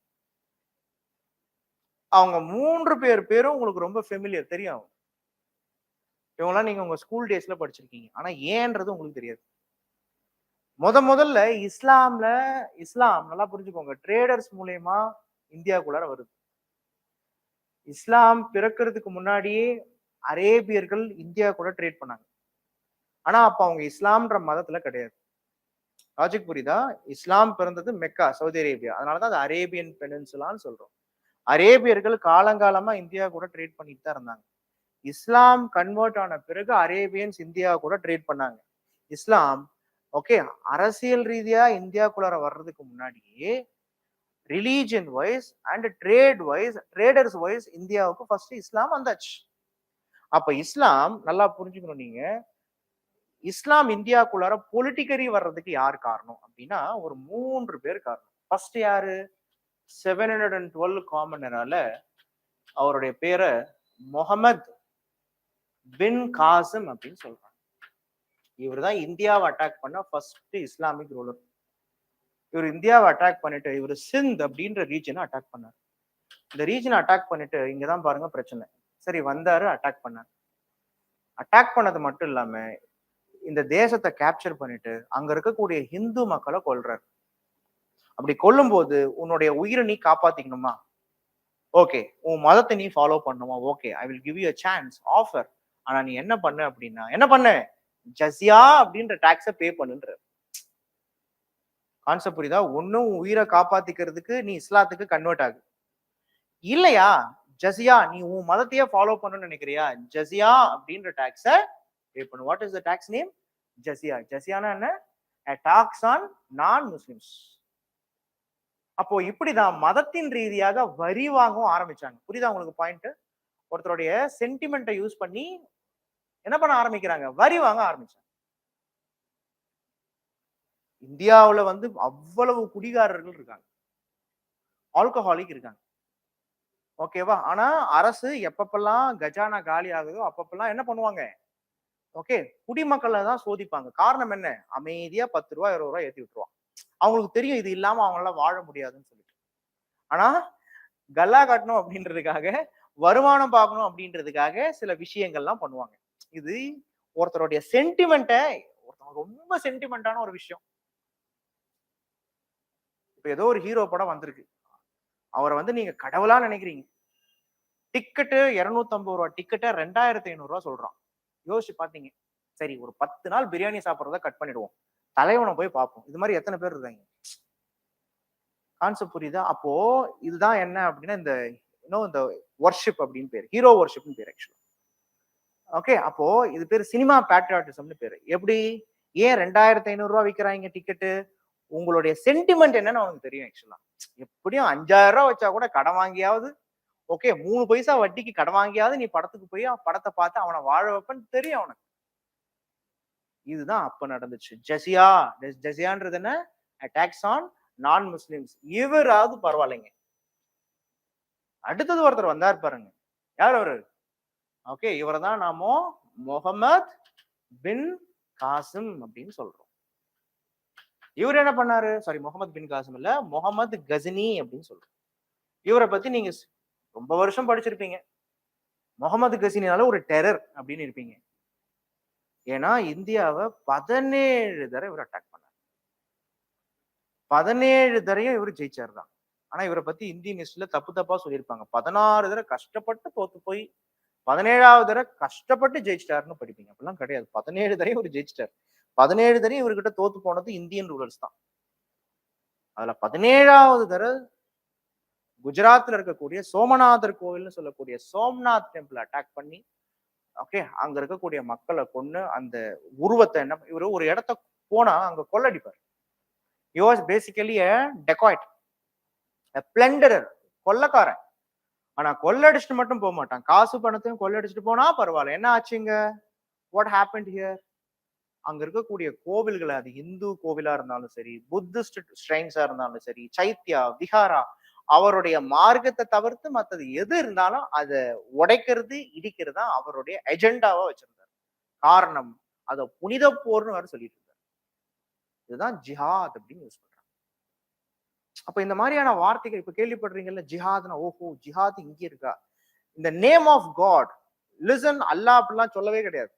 இந்த நேம் ஆஃப் காட், கடவுளின் பெயரால், ஓகே, இறைவன் ஒருவன், எல்லாமும் அல்லாஹ்வுடைய ஆட்சியா இருக்கணும்னு இறைவனுடைய பேரை வச்சுட்டு இவங்களுடைய பொலிட்டிக்கல் இன்ட்ரெஸ்ட்டுக்கு என்ன பண்ணிக்கிறாங்க? ரிலீஜனை யூஸ் பண்ணிக்கிறாங்க. இங்கதான் ப்ராப்ளத்தை நீங்க படிக்கிறீங்க. இந்தியாவுல இந்து முஸ்லிம் பிரச்சனை ஆரம்பிக்கிறது காரணம் இங்கதான். எப்படி ஆரம்பிக்குதுன்னா, இந்த டைம் பீரியட்ல இந்தியாவை ரூல் பண்ற ரூலர்ஸ்லாம் நார்த் இந்தியாவுல ராஜபுத்திரர்கள். ராஜ்புட்ஸ், ராஜ்புட்ஸ் நம்ம படிப்போம், அவங்கள நம்ம ராஜபுத்திரர்கள் அப்படின்னு படிப்போம். இந்த ராஜ்புட்ஸ் அப்படின்றவங்க ஹிந்துஸ். இவங்க ஒரு வேரியர் கிளாஸ் கம்யூனிட்டி. இஸ்லாம் ஃபாலோ பண்றவங்க ஒரு வேரியர் கிளாஸ் கம்யூனிட்டி. இஸ்லாம்ல ஃபாலோ பண்ற ஒருத்தர் இந்தியாவில் இருக்கக்கூடிய ஷ்ரைன்ஸ், டெம்பிள்ஸ் அட்டாக் பண்ணும்போது இங்க ரஜபுத்திரர்கள் என்ன நினைக்கிறாங்க அப்படின்னா, ஐ ஆம் தி ப்ரொடெக்டர் ஆஃப் ஹிந்துன்னு நினைக்கிறாங்க. ஐ ஆம் த ப்ரொடெக்டர் ஆஃப் ஹிந்து தர்மான்னு நினைச்சாங்க. இவங்களும் வேரியர் கிளாஸ் கம்யூனிட்டி, அவங்களும் வேரியர் கிளாஸ் கம்யூனிட்டி. ஸோ ஆட்டோமேட்டிக்காவே இந்தியாவில் என்ன ஆகுதுன்னா, நிறைய கிளாஷஸ், நிறைய சண்டைகள் நடக்குது. நீ ஏன் கோயில் அட்டாக் பண்றியா, நான் ஊன் மசூதி அட்டாக் பண்றேன். நீ ஏன் மடத்தை இடிக்கிறியா, நான் ஊன் தர்காவை இடிக்கிறேன். இது எங்கடா வந்து விட்டுச்சு அப்படின்னா 1992 டிசம்பர் 6 அயோத்தியா மஸ்ஜித் டெமாலிஷன்ல வந்து முடிஞ்சிச்சு. இன்னைக்கு இருக்கக்கூடிய டெரரிசத்துக்கும் காரணம் என்னன்னா இந்த பேக்ரவுண்ட் இஷ்யூ தான். புரியுதா? ஏன் கம்யூனலிசம் வருது? இதுக்கு பேரு மதவாதம்னு சொல்றாங்க. கம்யூனலிசம். கம்யூனலிசம்னா என்ன? 2 ஐடியாலஜிக்கல் கிளாஷ். 2 மதங்களை 2 குரூப் ஃபாலோ பண்ணுவாங்க. மதம் அப்படின்றத ரொம்ப அதி தீவிரமா ஃபாலோ பண்ணும்போது, மதம் அப்படின்றது எப்பயுமே மனிதாபிமானத்தை அழிக்கக்கூடாது. Religion should never and ever it should devastate humanity or humanism. If any religion that devastate humanism or humanity, that is not a true religion at all. இதே பாலகங்காதர் திலக் மாடர்ன் இந்தியாவில் சொல்லியிருப்பாரு, if any religion which support caste and untouchability, I won't support that religion as a religion at all, even though I am a Hindu. Concept புரியுதா? அப்ப மதம் என்ன பண்ணணும்? மனுஷனை வழி நடத்தணும், ரெகுலேட் பண்ணணும். ஆனா இந்த நேம் ஆஃப் மதம், religion, what is happening here? Clash is happening. இந்த மாதிரி ஹிஸ்டரி ஆப்ஷனல் படிக்கும் பொழுது ஒரு பிரச்சனையை நம்ம லாங்குவேஜ்ல சொல்லணும், அப்படியே பிரிச்சு மேய்வோம். இதான் பாயிண்ட். இதுல இன்னொரு ஆஸ்பெக்ட்ல பார்க்கலாம். Look, India is a country where majority population were all Hindus, minorities were all Muslims. But in the medieval time period, the minority Muslim population, they dominated the majority Hindu population. Logic புரியுதா? Because the minority Muslim population, they had political power. அவங்க கிட்ட சட்டம் இருந்துச்சு, அவங்க கிட்ட அதிகாரம் இருந்துச்சு. But majority people யாருன்னா Hindus. Whenever majority, when they try to convert this, whenever the minority, when they try to convert this majority population Hindus, that all the time the communal clashes were all taking place. And whenever the majority population, when they try to dominate that they were all majority, that and all the time the religious persecution and all taking place. இது எங்க இருந்து வரும்னா, இது அப்படியே பாகிஸ்தான்ல வரும். Indian national மூமெண்ட்ல இந்த மாதிரி முஸ்லிம்ஸும் ஹிந்துஸும் ரொம்ப சண்டை போட்டுக்கிறாங்க. இதற்குத்தானே ஆசைப்பட்டாய் பாலகுமாரா. ஓகே, என்ன பண்றாரு லார்ட் கர்சன்? Very good. நீங்க சண்டை போட்டு இருங்க, உங்க சண்டையை வச்சு நான் ஓகே அமைதிப்படையில வர சத்யராஜ் மாதிரி நான் என்ன பண்றேன், அரசியல் பண்ணிக்கிறேன்னு சொல்லிட்டு கர்சன் என்ன பண்றாரு? பார்ட்டிஷன் ஆஃப் பெங்கால் எடுத்துட்டு வர்றாரு. அதோடைய பாலிசி, அதோடைய கான்செப்ட் என்ன? இந்துஸையும் முஸ்லிம்ஸையும் உடைக்கணும், பிரிக்கணும். பார்ட்டிஷன் ஆஃப் பெங்கால் இருந்தா முஸ்லீம் லீக் வரும். முஸ்லீம் லீக் தான் முஸ்லிம்ஸோடைய ரைட்ஸ்ன்னு பேசுவாங்க. முஸ்லீம் லீக் தான் அடுத்த லீடரா முகமது அலி ஜின்னா வருவாரு.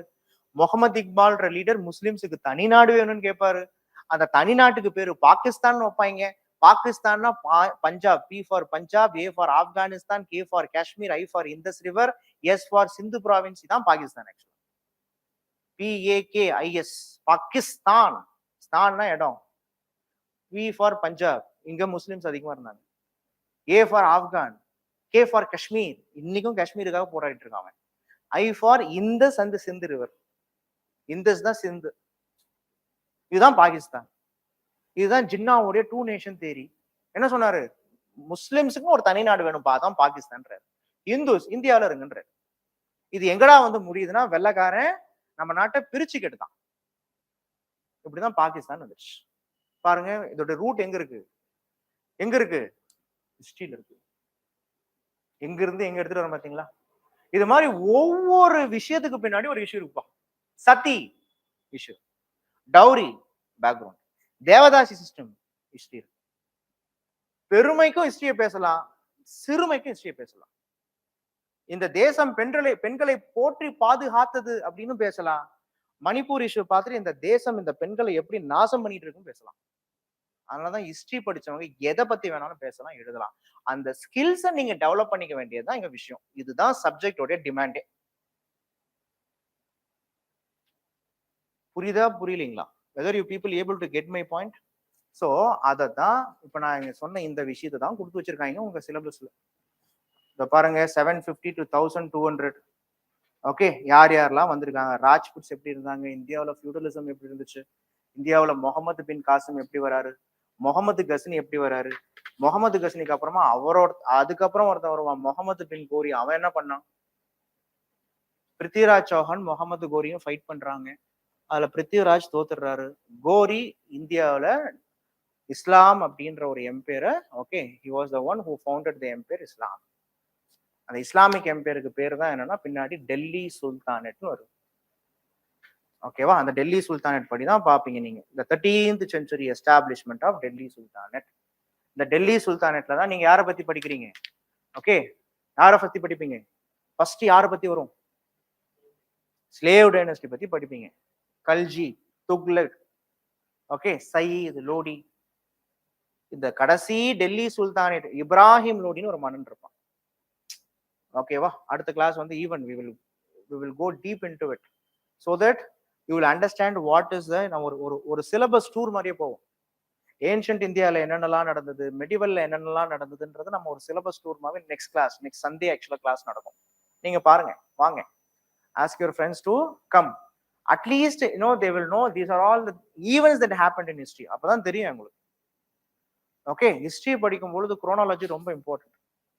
ஓகே, அப்போ இந்த லாஸ்ட் இஸ்லாமிக் ரூலர் யாரு? His name was, which means last Delhi sultanate ruler name என்ன அப்படின்னா இப்ராஹிம் லோடி. அவரை டிஃபீட் பண்ணிட்டு தான் பாபர் அப்படின்றவர் வர்றார்.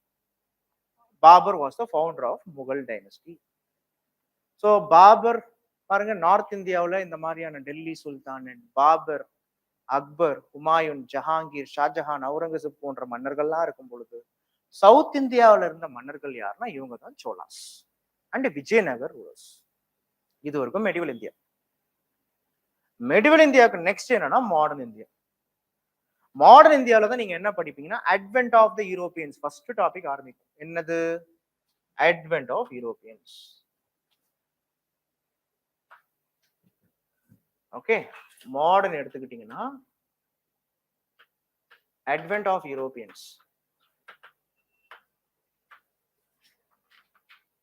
இந்த அட்வென்ட் ஆஃப் யூரோப்பியன்ஸ் டாபிக்ல என்ன படிப்பீங்க? How the Europeans like Portugal, after Portugal the Dutch, the English, after English the Danish, டேனிஷுக்கு அப்புறமா பிரெஞ்சு, இவங்கெல்லாம் இந்தியாவுக்கு எப்படி வந்தாங்கன்னு படிப்பீங்க. இதுல the English and French dominated in the 18th century. 18வது நூற்றாண்டுல இருந்து மாடர்ன் இந்தியா ஸ்டார்ட் ஆகுது. 18th செஞ்சுரியில என்னாச்சு? பிரிட்டிஷுக்கும் பிரான்ஸுக்கும் ப்ராப்ளம். என்ன ப்ராப்ளம்? நீ இந்தியாவை டாமினேட் பண்றியா இல்ல நான் இந்தியாவை டாமினேட் பண்றேனா? இந்த பிரச்சனை முதல்ல எங்க வருது? கர்நாடிக் வார்ல வருது. கர்நாடிக் வார் பத்தி படிக்கிறீங்க. கர்நாடிக் வார் மூலமா பிரெஞ்சை டிஃபீட் பண்ணாங்க பிரிட்டிஷ். தான் எதிரிய தூக்கிட்டாங்க. கர்நாடிக் வார்ல யார் ஜெயிக்கிறா? பிரிட்டிஷ் தான் ஜெயிச்சான். இது எப்ப நடந்தது? Mid of the 18th century, 18வது நூற்றாண்டுடைய நடுப்பகுதியில். இந்த வருஷம் பிரிட்டிஷுக்கு ரொம்ப, அதாவது குரு பிரிட்டிஷை பார்த்துட்டாருன்னு நினைக்கிறேன் ஆக்சுவலா. ஓகே, என்னன்னா எங்க பார்த்தாலும் வெற்றி தான். நெக்ஸ்ட் பேட்டில் ஆஃப் பிளாசி ஜெயிச்சிட்டாங்க 1757. அதுக்கப்புறம் பேட்டில் ஆஃப் பக்சர், அதுலயும் ஜெயிச்சிட்டாங்க 1764. இதெல்லாம் இவங்க ஆடி ஜெயிச்சாங்க. which means what? They engaged in a fight and they won. ஆடாமே ஜெயிச்சவங்கடான்னு நம்ம ஒரு பாட்டு வருதுல்ல, அது மாதிரி சண்டை போடாமே பிரிட்டிஷ் ஜெயிச்சது என்னன்னா இதுதான் தேர்ட் பேட்டில் ஆஃப் பானிபட்னு வாங்க. 3ஆம் பானிபட் போர்.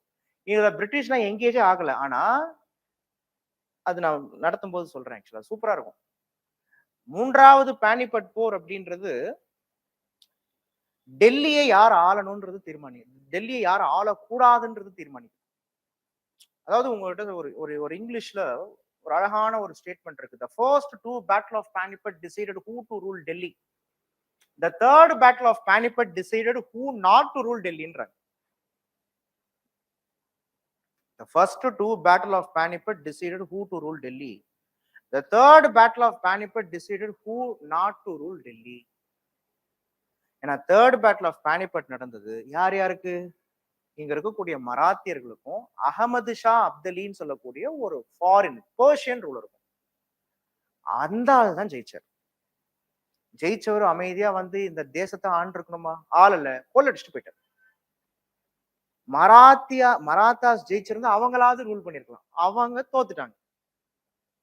முகலாயர்களும் ஸ்ட்ராங் கிடையாது, இந்தியாவில் இருக்கக்கூடிய எந்த பிராந்திய மன்னர்களும் ஸ்ட்ராங் கிடையாது. அப்போ எல்லா இடத்துலயுமே வீக் ரூலர்ஸ். அப்போ இந்த இடத்துலலாம் ஸ்கோர் பண்ணது யார் சார்னா பிரிட்டிஷ். அதனாலதான் சொல்றாங்க the first two battle of Panipat decided who to rule Delhi. The third battle of Panipat decided who not to rule Delhi, because after the third battle of Panipat, seriously there was a political vacuum. British effectively used this political vacuum. and they now started to dominate in the Indian political scene by Battle of Plassey and Buxar. இதுக்கப்புறம் British அப்படியே லைனா இந்தியாவை அடிச்சுக்கிட்டே வருவான். எப்படி அடிக்கிறான்? மைசூர் வார். திப்பு சுல்தான் ஹைதர் அலியை போய் அட்டாக் பண்றது. திப்பு சுல்தான் ஹைதர் அலி தான் பிரிட்டிஷுக்கு ஒரு சீரியஸாவே 40 வருஷம் பகது. பேட்டில் ஆஃப் பிளாசி, பக்சர், கர்நாடிக் வார் மூலயமா பிரிட்டிஷால என்ன பண்ண முடியல அப்படின்னா ஜஸ்ட் லைக் தட் ஜெயிக்க முடியல. Tipu and Hyder 40 years they deterred British. 40 வருஷம் போராட்டம். ஆனா ஃபைனலா திப்பு சுல்தானையும் கொண்டுட்டாங்க. சோ இதுதான் மைசூர் வார்னு படிக்கணும். மைசூர் வார்ல பிரிட்டிஷுக்கு சவுத் இந்தியா வந்துருச்சு. மைசூர் அடுத்தது மராத்தா வார். இந்த மராத்தா வார் மூலயமா பிரிட்டிஷ் சென்ட்ரல் இந்தியாவையும் வெஸ்ட் இந்தியாவையும் கண்ட்ரோல்ல எடுத்துட்டு வந்துட்டாங்க.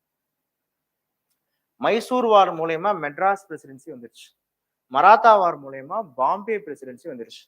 Battle of Buxar, battle of Plassey and Buxar மூலயமா பெங்கால் பிரசிடென்சி வந்துருச்சு. இந்தியாவுடைய 3 ப்ராஸ்பரஸ் ரீஜனையும் பிரிட்டிஷ் பிடிச்சிட்டான். அதுக்கப்புறம் இந்த டாக்டரின் ஆஃப் லேப்ஸ், சப்சிடரி அலையன்ஸ், இந்த மாதிரியான பாலிசி மூலயமா இந்தியாவில் இருக்கக்கூடிய குறுநில மன்னர்களாம் ஒழிச்சு கட்டினான். Permanent land tenure system, ryotwari சிஸ்டம்னு சொல்லிட்டு இந்தியாவில் இருக்கக்கூடிய ஜமீன்தாரிகள், அதாவது பண்ணையாருங்க, மினி பண்ணையாருங்களாம் ஒழிச்சு கட்டிட்டான். இன்ட்ரடக்ஷன் ஆஃப் கேஷ் கிராப்ஸ், இந்த மாதிரி இண்டிகோவை கல்டிவேட் பண்ணுங்க, காட்டனை கல்டிவேட் பண்ணுங்கன்னு சொல்லி இங்க இருக்கக்கூடிய அக்ரிகல்ச்சரை ஒழிச்சு கட்டிட்டான். அக்ரிகல்ச்சருக்கு நிறைய இன்வெஸ்டும் பண்றது கிடையாது. இங்க இருக்கக்கூடிய மக்கள் கிட்ட ஒரு வரம்புக்கும் மீறி அதிகமா வருவாயை வாங்கணும். இங்க இருக்கக்கூடிய மேனுஃபேக்சரிங் இண்டஸ்ட்ரீஸையே ஒழிச்சு கட்டிட்டான். பிரைமரி செக்டர், செகண்டரி செக்டர்லாம் கம்ப்ளீட்டா அவுட். அவருடைய இண்டஸ்ட்ரியல் ரெவல்யூஷனுக்கு என்னென்னலாம் தேவையோ அதை கல்டிவேட் பண்ணக்கூடிய இடமா இந்தியாவை யூஸ் பண்ணிக்கிட்டாங்க. So imperialism is also came, colonialism also came. And நாட்டுல தான் இருக்கிறவனை பிரச்சனை பண்றான்னு பார்த்தா காட்டுல இருக்கிறவனே விடுறது கிடையாது. ட்ரைபலையும் என்ன பண்றான்னா ட்ரைபல்ஸையும் அவங்களுடைய கல்ச்சரை, அவங்களுடைய சோசியல் சிஸ்டத்தையும் ஒழிச்சு கட்டிட்டாங்க. இந்த மாதிரி இந்தியாவில் இருக்கக்கூடிய raja, zamindar, tenants, peasants, artisan, craftsmen, agriculturist, ட்ரைப்ஸ்னு இந்தியாவில் இருக்கக்கூடிய ஒட்டுமொத்த சமூகத்தில் இருக்கக்கூடிய மற்ற மக்களுக்கும் பிரிட்டிஷோடைய ஆட்சி ஒரு இருண்ட காலமா இருந்துச்சு. இதுதான் எரா ஆஃப் டார்க்னஸ். 19வது நூற்றாண்டு பிரிட்டிஷ் இந்தியாவை எந்த அளவுக்கு எக்ஸ்ப்ளாய்ட் பண்ண முடியுமோ அந்த அளவுக்கு எக்ஸ்ப்ளாய்ட் பண்ணாங்க. த கிரேட் சிவிலைசேஷன், சாதாரண இதெல்லாம் கிடையாது. The great civilisation, that too by this time period and all, it is not the British government that rules India. There was a private company which was given the support by the British government, they rules. ஒரு சாதாரண இப்போ அதானி கம்பெனிக்கு நம்ம Modiji south ஆப்பிரிக்கால business பண்றதுக்கு permission கொடுக்குறாருன்னு வச்சுக்கோங்க. இப்போ Adani company south ஆப்பிரிக்காவில் ரூல் பண்ணா எப்படி இருக்கும்? அது மாதிரி இப்போ இங்கிலீஷ் ஈஸ்ட் இந்தியா கம்பெனி, ஒரு சாதாரண கம்பெனி, ட்ரேடிங் கம்பெனி, நம்ம நாட்டை ஒரு 100 வருஷம் ரூல் பண்ணாங்க. அப்படின்னா நம்ம எந்த அளவுக்கு வீக்கா இருந்திருக்கும்? இதுதான் படிப்போம். What was our weakness, what are all, history will repeat itself unless you correct your own mistakes. நீங்க தப்பு பண்ணிக்கிட்டே இருப்பீங்க. தப்புல இருந்து நீங்க பாடம் கத்துக்காத வரைக்கும் தப்பை பண்ணிக்கிட்டே தான் இருப்பீங்க. வரலாறா தான் சொல்லி கொடுக்குது. சின்ன சின்ன ஈவெண்ட்ல இருந்து, சின்ன சின்ன விஷயங்கள்ல இருந்து நமக்கு லெசன்ஸ் சொல்லி தரும். ஹிஸ்டரி நிறைய படிக்கிறவங்க they will know what to do, what not to do. அதனாலதான் ஜவஹர்லால் நேரு தன்னுடைய மகளான இந்திரா காந்திக்கு என்ன சொல்றாரு? சொல்லுவாங்கல்ல தமிழ்ல, ஊட்டி ஊட்டி வளர்த்தம்பான். அவர் என்ன தெரியுமா ஊட்டி ஊட்டி வளர்த்தாரு? ஜெயில இருக்காரு ஜவஹர்லால் நேரு. தான் மகளை பார்க்கும் பொழுது எஜுகேட் பண்ணணும்னு நினைக்கிறாரு. மகளுக்கு எழுதுறாரு லெட்டர். ஓகே, ஹாய் சொல்லம், எப்படி இருக்குன்னு எழுதல. என்ன பண்றாரு? இந்த பாப்பா படி அப்படின்னு சொல்லிட்டு டிஸ்கவரி ஆஃப் இந்தியான்ற புக்கோடைய கண்டென்ட் எழுதி கொடுக்குறாரு. Glimpses of the world history எழுதுறாரு. உலக வரலாற்றையும் உள்ளூர் வரலாற்றையும் இந்த ஒரு பாசத்துக்காக ஒரு மகன் ஒரு மகளுக்கு ஒரு தந்தையை கொடுக்குறான்னா அது வேற யாரும் கிடையாது, ஜவஹர்லால் நேரு, இந்திரா காந்தி தான். அப்பதான் மென்ஷன் பண்றாரு. ஒவ்வொரு சின்ன சின்ன சின்ன சின்ன you understand, Jawaharlal Nehru was not only a prime minister, he was the Ministry of External Affairs by that time period. ஒரு பயங்கரமான இன்டர்நேஷனலிஸ்ட். சாதாரண ஆளா அவர் கிடையவே கிடையாது. ஆர்கிடெக்ட் ஆஃப் மாடர்ன் இந்தியா, பயங்கர இன்டர்நேஷனலிஸ்ட். அவரை ஃபாலோ பண்ணி தான் அப்பா கிட்ட இருக்கக்கூடிய பிளஸ் என்ன, நெகட்டிவ் என்னன்னு இந்திரா காந்திக்கு தெரியும். அப்பா கிட்ட நிறைய பிளஸ் இருக்கு, ஒரே ஒரு மைனஸ் என்னன்னா எல்லாரையும் நம்பிடுவார். வெளுத்ததெல்லாம் பால் நம்பிடுவார். சைனாக்காரெல்லாம் நம்பிட்டார். நம்ம பக்கத்து வீட்டுக்காரன், நம்ம நம்ம நண்பன் நமக்கு எப்படி துரோகம் பண்ணுவான்னு நினைச்சிட்டாரு. ஐடியலிஸ்ட். ஆனா இந்திரா காந்தி எல்லாம் அப்படி கிடையாது. அப்பா கிட்ட இருந்து என்ன பாலபாடம் படிச்சோமோ அதுதான். ஆனா but she know what she was doing. She was a very serious woman. சைனாட்ட நம்ம தோத்துட்டோம். காரணம் அது நமக்கு ஒரு துரோகம் பண்ணிட்டாங்க. 1962 இந்தோ சைனா வார் அக்டோபர்ல நடக்குது, செப்டம்பர் அக்டோபர்ல நடக்குது. அதுக்கு முன்னாடி மாசம் தான் ஜவஹர்லால் நேரு சைனாக்கு போயிட்டு பைலேட்டரல் டாக் பேசிட்டு வர்றாரு. He never and ever expected China will attack us. The first prime minister in India where the parliamentarians, where the opposite leaders, okay, they went for a நம்பிக்கையில்லா தீர்மானம், நோ கான்ஃபிடன்ஸ் மோஷன். முதல்ல நம்பிக்கையில்லா தீர்மானம் போடப்பட்ட முதல் prime minister யார் தெரியுமா? ஜவஹர்லால் நேரு. ஏன் தெரியுமா போட்டாங்க? சைனா கிட்ட போய் தோத்துட்டேன்னு பார்லிமெண்டேரியன்ஸ் அவரை அப்படி திட்டுறாங்க. ஏன் நேரு இப்படி பண்ணீங்க? நேரு 1920 இருந்து அரசியல் இருக்காரு. 20 to 30, 40, 50, 60 அவருடைய 42வது வருஷ அரசியல் வாழ்க்கையில தான் லாஸ்ட் டைம்ல அவர் பண்ண பெரிய தப்பு என்னன்னா சைனாவை நம்பினார். அவருடைய என்டையர் அரசியல் வாழ்க்கையில அவர் வச்சிருந்த இமேஜும் அழிச்சிருச்சு. சோ பிகாஸ் நேரு தாட், இதுவும் ஒரு லெசன் தான். போஸ்ட் இண்டிபெண்டன்ஸ்ல how was the new India. Nehru thought ஒரு தேசம் சண்டைக்கு போனா வளராதுன்னு நினைச்சார். when compared to military development, economic development முக்கியம் நினைச்சார். military intelligence-க்கு இம்பார்ட்டன்ஸ் கொடுக்கல, ஆர்ம்ஸ் ப்ரொடக்ஷனுக்கு இம்பார்ட்டன்ஸ் கொடுக்கல, எல்லாத்தையுமே பேச்சுவார்த்தையிலேயே தீர்த்துக்கலாம்னு நினைச்சிட்டாரு. ஆனா அவருக்கு தெரியல, இந்த தேசத்துல இன்னும் இருக்கக்கூடிய சிச்சுவேஷன்ல கையில அணு ஆயுதம் வச்சுட்டு தான் நீ அமைதி பேச்சுவார்த்தை நடத்தினாலே எதிரி கூட கேட்பான்னு அவருக்கு தெரியல ஆக்சுவலா. பட் இந்திரா காந்தி அப்படி கிடையாது. she was not a, நீங்க நினைக்கிற மாதிரி ஒரு காமன் விமனே கிடையாது. she was extraordinary, but extraordinary நம்ம சொல்றோம், but she has own she has own critics also, criticism also.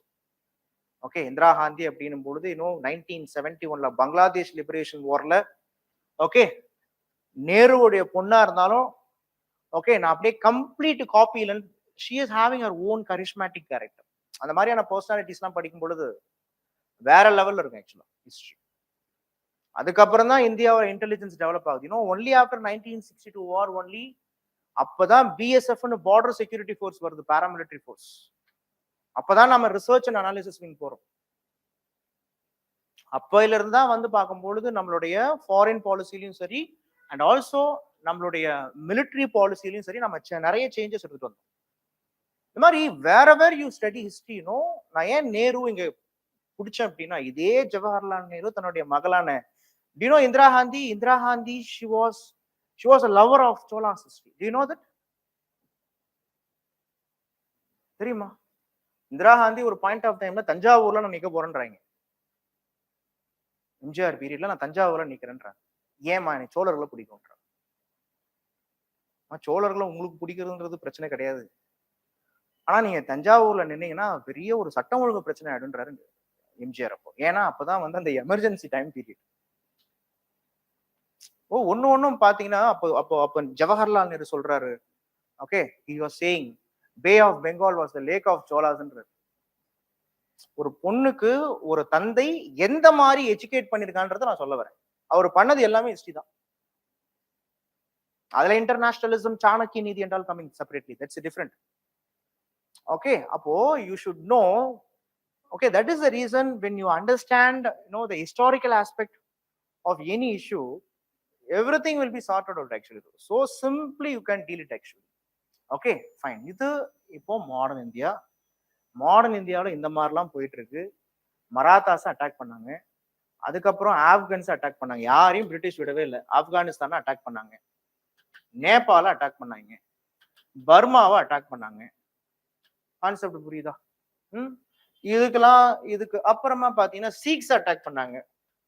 Finally every one was under attack. இவங்கெல்லாம் எதிர்த்து பிரிட்டிஷை எதிர்த்து அரசியல் பண்ணதான் 1857 ரிவோல்ட். இதுக்கு முன்னாடி நல்லா புரிஞ்சுக்கோங்க, before 1857 itself many regional rulers in India, சொல்லப்போனா the struggle, the anti-British struggle first started in south rather than north.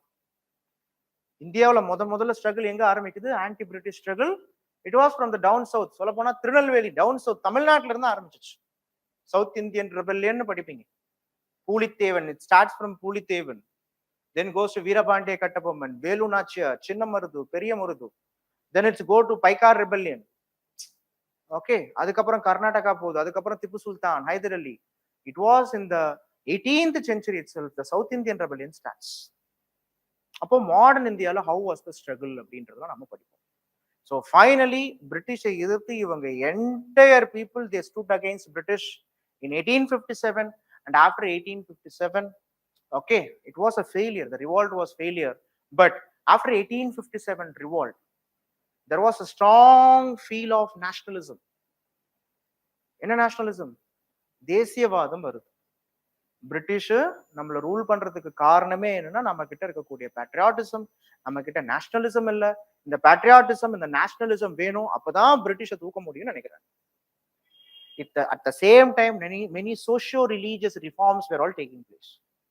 சமூகத்துல சமூக ரீதியாகவும் இந்தியா மாற்றம் அடையுது, மாடர்னைஸ் ஆகுது. வெஸ்டர்ன் எஜுகேஷன் இந்தியாவில ஒரு பெரிய இம்பாக்ட் கிரியேட் பண்ணுது. Okay, we understood what has happened inside India and outside India. Through the mirror, through Western education, through English education, we learned what is happening with in the Western countries. So Western countries கிட்ட இருந்து learn பண்ண லெசன்ஸை நாம 19th centuryலயும் 20th centuryலயும் இந்தியாவில் apply பண்ணோம். So this is how the Indian National Congress was started, and this is how the Indian National Congress finally in the year of 1947 with the help of many leaders finally we achieved independence. So 1947 வரைக்கும் modern India. After 1947 it is contemporary India or post independence consolidation. இதுதான் உங்களுடைய சிலபஸ்ல கொடுத்து வச்சிருப்பாங்க. பாருங்க, ஒவ்வொன்றா பாருங்க. Paper 2 வருதா? European penetration, British expansion, early structure of British Raj, early structure of British Raj, economic impact of British rule. This is what I said. What is economic impact? Our agriculture, arts and culture, manufacturing, artisans and craftsmen, tribal culture, peasants culture, every culture was gone. அப்போ பிரிட்டிஷோடைய rule என்ன impact? அப்போ என்ன விதமான socio cultural டெவலப்மெண்ட்லாம் நடந்துச்சு? எப்படி education, modern education வந்தது? And how the socio religious movements responsible for creating nationalism தான் next. And India's response to British rule. India's response என்ன? This is revolt. Many peasants and tribal revolt. How and all it will taking place. அதுல இருக்கக்கூடிய டாபிக்கோடைய minor sub topics கூட உங்களுக்கு நான் கொடுத்துருப்பேன். இதெல்லாம் வந்து சிலபஸ்ல இருக்கு. இந்த சிலபஸ்ல இருக்கிறத நீங்க கம்பல்சரி வந்து பார்க்கும்போது படிச்சாகணும். இதுதான் நம்ம கிளாஸ்லயும் நடத்துவோம். நெக்ஸ்ட் கிளாஸ்ல பாத்தீங்கன்னா உங்களுக்கு ஓகே ப்ரீவியஸ் இயர் கொஸ்டின் பேப்பர்ல இருந்து எப்படி ஆன்சரை டிரைவ் பண்ணணும்னு சொல்ல போறோம். உங்களுக்கு கொஸ்டின் பேப்பர் எல்லாமே நெக்ஸ்ட் கிளாஸ் வரும்பொழுது நீங்க எடுத்துட்டு வாங்க. ஏன்னா ஃபுல்லா லாஸ்ட் 2013ல இருந்து 2022 வரைக்குமான கொஸ்டின் பேப்பர் உங்களுக்கு பின்னாடி கொடுத்துருக்கேன். ஸோ பேப்பர் 1, பேப்பர் 2 தனித்தனியா கொடுத்துருக்கேன். அதனால நீங்க தனியா போய் நெட்ல எல்லாம் போய் ரிசர்ச் பண்ணிட்டு இருக்கணும்னு அவசியம் கிடையாது. கொஸ்டின் பேப்பர் இருக்கு. அடுத்த கிளாஸுக்கு வாங்க. எப்படி ஹிஸ்டரி ஆன்சர் ரைட்டிங் பண்றது நான் சொல்லித்தரேன். ஓகேவா? ஸோ உங்களுக்கு சின்ன சின்ன சின்ன சின்ன மைனர் கரெக்ஷன்ஸ்ல இருந்து ஆன்சர் ரைட்டிங் எப்படி பண்ணணும், முக்கியமா என்சிஆர்டிஸை எப்படி கவர் பண்ணணும், பேசிக்ஸ்ல இருந்து ஆரம்பிக்கும். ஹவு டு கவர் என்சிஆர்டிஸ், என்சிஆர்டிஸ்க்கு அப்புறமா ரெஃபரன்ஸ் புக் எப்படி போகணும். ஓகே, ஸோ இது எல்லாமே வந்து பார்க்கும்பொழுது உங்களுக்கு அப்கமிங் கிளாஸஸ்லாம் நம்ம சொல்லி தருவோம். ஸோ 1947 வரைக்கும் இந்தியன் இண்டிபெண்டன்ஸ். 1947க்கு அப்புறமா என்ன அப்படின்னு பாத்தீங்கன்னா it was post independence consolidation. அப்படின்னா என்ன அர்த்தம்? It is contemporary India. 1947ல இருந்து இன்னைக்கு வரைக்கும் நம்ம என்னென்ன மாதிரியான ப்ராப்ளத்தை ஃபேஸ் பண்ணிட்டு இருக்கோம், how the India as a nation started to build it self, the role of nation building. எப்படி நம்மளுடைய ஜவஹர்லால் நேரு பீரியட்ல இருந்து சாஸ்திரி பீரியட், இந்திரா காந்தி, இந்திராவுக்கு அப்புறமா மொராஜி தேசாய், திருப்பி இந்திரா காந்தி, ராஜீவ் காந்தி, ஓகே, நரசிம்மராவ், மன்மோகன் சிங், ஓகே, அவர் பிலோவ்ட் அடல் பிஹாரி வாஜ்பாய், மன்மோகன் சிங், இன்னைக்கு இருக்கக்கூடிய மோடிஜி வரைக்கும் இந்தியா 1947ல இருந்து இன்னைக்கு வரைக்கும் எப்படி டிரான்ஸ்ஃபார்ம் ஆயிருக்குன்றது படிக்கிறது தான் போஸ்ட் இண்டிபெண்டன்ஸ். இது ரொம்ப ரொம்ப ரொம்ப முக்கியமான area. And last one is world history கொடுத்துருக்காங்க. பொதுவாகவே ஜிஎஸ்ல வேர்ல்டு ஹிஸ்டரிக்கு ஒரு கொஸ்டின் தான் மேக்ஸிமம் கேட்பான். ஆனா ஆப்ஷனை பொறுத்த வரைக்கும் வேர்ல்டு ஹிஸ்டரி நீங்க நிறைய படிப்பீங்க. வேர்ல்டு ஹிஸ்டரி நிறைய படிக்கிறதுக்கு ஒரு அட்வான்டேஜ் இருக்கு. ஏன்னா world history is dynamic part. World ஹிஸ்டரியில எங்க இருந்து ஆரம்பிக்கும் நீங்க சிலபஸ் எடுத்துக்கிட்டீங்கன்னா போய் ஸ்ட்ரெயிட்டா 18th செஞ்சுரிக்கு போயிடுவாங்க. பாருங்க, you take world history, enlightenment and modern ideas ஒரு டாபிக் வந்துடும். Okay, enlightenment and modern India. Look, this particular topic starts from 18th century, 18வது நூற்றாண்டுல இருந்து படிப்பீங்க. Okay, enlightenment and modern ideas. அதுக்கப்புறம் மாடர்ன் பாலிடிக்ஸ். மாடர்ன் பாலிடிக்ஸ்னா என்ன? யூரோப் எடுத்துக்கிட்டீங்கன்னா before 18th century it was stagnant, but due to the impact of renaissance and this modern ideas Europe started to develop. ஒரு super பவரா கொஞ்சம் கொஞ்சமா develop ஆச்சு. லிபரலிசத்துக்கு அதிகமான இம்பார்ட்டன்ஸ் கொடுத்தாங்க. ஓகே, டெமோக்ராட்டிக் வேல்யூஸ்க்கு அதிகமான இம்பார்ட்டன்ஸ் கொடுத்தாங்க. இதை எப்படி கொடுத்தாங்க அப்படின்றது தான் நம்ம நிறைய ரெவல்யூஷன்ஸ் மூலியமா பார்ப்போம். American revolution, French revolution, industrial revolution, இந்த மாதிரி நிறைய ரெவல்யூஷன்ஸ் மூலியமா யூரோப்ல எப்படி மாடர்ன் ஸ்டேட் டெவலப் ஆச்சுன்னு பார்ப்போம். And next nation state system. இப்படி யூரோப் 18th செஞ்சுரியில இருந்து டெவலப் ஆகும்போது 19th செஞ்சுரியில யூரோப் எப்படி கொஞ்சம் கொஞ்சம் கொஞ்சம் கொஞ்சமா யூரோப்ல நேஷனலிஸ்டிக் ஃபீல் வந்ததுன்னு படிப்போம். எக்ஸாம்பிள், பிரெஞ்சு ரெவல்யூஷன் எடுத்துக்கோங்க. சுதந்திரம், சம உரிமை, சகோதரத்துவம்னு படிச்சிருக்கோம். Liberty, equality, fraternity. அந்த லிபர்ட்டி, ஈக்வாலிட்டி, ஃப்ராட்டர்னிட்டி 19th செஞ்சுரியில எந்த விதமான இம்பாக்டை ஏற்படுத்துச்சுன்னு படிப்போம். இதுதான் நம்ம unification of Italy, unification of ஜெர்மனிலாம் படிப்போம். அப்ப யூரோப்ல பாருங்க, ஒரு ஸ்டாக்னன்ட் எக்கானமி டைனமிக் எக்கானமியா மாறி போச்சு.